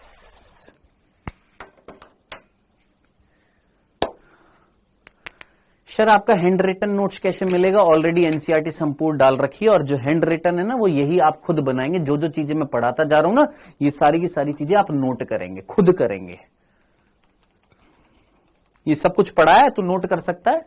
आज पीडीएफ स्लाइड मिलेगी, उस पीडीएफ स्लाइड के मिलने के बाद में क्या हेडिंग लाइसोसोम डालेगा, उस लाइसोसोम में सबसे पहला बिंदु, दूसरा बिंदु, तीसरा बिंदु, चौथा बिंदु, पांचवा बिंदु, छठा बिंदु, सातवां बिंदु, आठवां बिंदु, ये सारी की सारी चीजें लिखेगा, खुद नोट्स बनाएगा, ठीक है। ये बार बार अच्छा नहीं लगता है ये बात बोलने में कि छोटे बच्चे नहीं हो कि हर चीज स्पून फीडिंग करानी पड़ेगी। लो, लिखे लिखाए ले लो, खुद बना, खुद नोट्स बना। मैं सारी चीजें पढ़ा रहा हूं ना, तो बना खुद के नोट्स, बना खुद के नोट्स। तुम्हारे साथ यही प्रॉब्लम है, मेहनत नहीं करनी है बिल्कुल भी, बस सर बने बनाए हमको दे दो, सर बने बनाए दे दो हमको नोट्स। अरे नोट्स बना, ये रहा तेरे सामने, सब कुछ पढ़ा है, इन्हीं को लिख, नोट्स में सब कुछ लिख, इन सारी चीजों को लिख। ये रसधानी लिख, लाइसोसोम लिख, कल पढ़ेंगे माइटोकॉन्ड्रिया वो लिख, ये जो इंपॉर्टेंट बिंदु है सारे के सारे इंपॉर्टेंट बिंदु अपने नोट्स में लिख, खत्म। एक को बस यही टेंशन है कि सर चैप्टर कब खत्म होएगा, पढ़ने से कोई मतलब नहीं है। सर चैप्टर कब खत्म होएगा, नीट के एग्जाम के बाद। रोज बोलता हूं, कल बोला था 5 से 6 लेक्चर, आज बोल रहा हूं 5 लेक्चर और इस हफ्ते कंप्लीट हो जाएगा, इस वीक में। ओके ओके ओके, ठीक। चलो कल पढ़ेंगे क्या, माइटोकॉन्ड्रिया, और क्या पढ़ेंगे, हमारा लवक। ये दोनों कल कंप्लीट करेंगे, ठीक है। हाँ, कल दोनों कंप्लीट कर देंगे, माइटोकॉन्ड्रिया, लवक। और भाई साहब अगर कल ये हवा नहीं चली तो कसम से अच्छे से, चलो जी बेटा कल मिलेंगे और इसके आगे कंटिन्यू करेंगे, माइटोकॉन्ड्रिया पढ़ेंगे, ठीक है बेटा। चलो बाय बाय बच्चों, टेक केयर।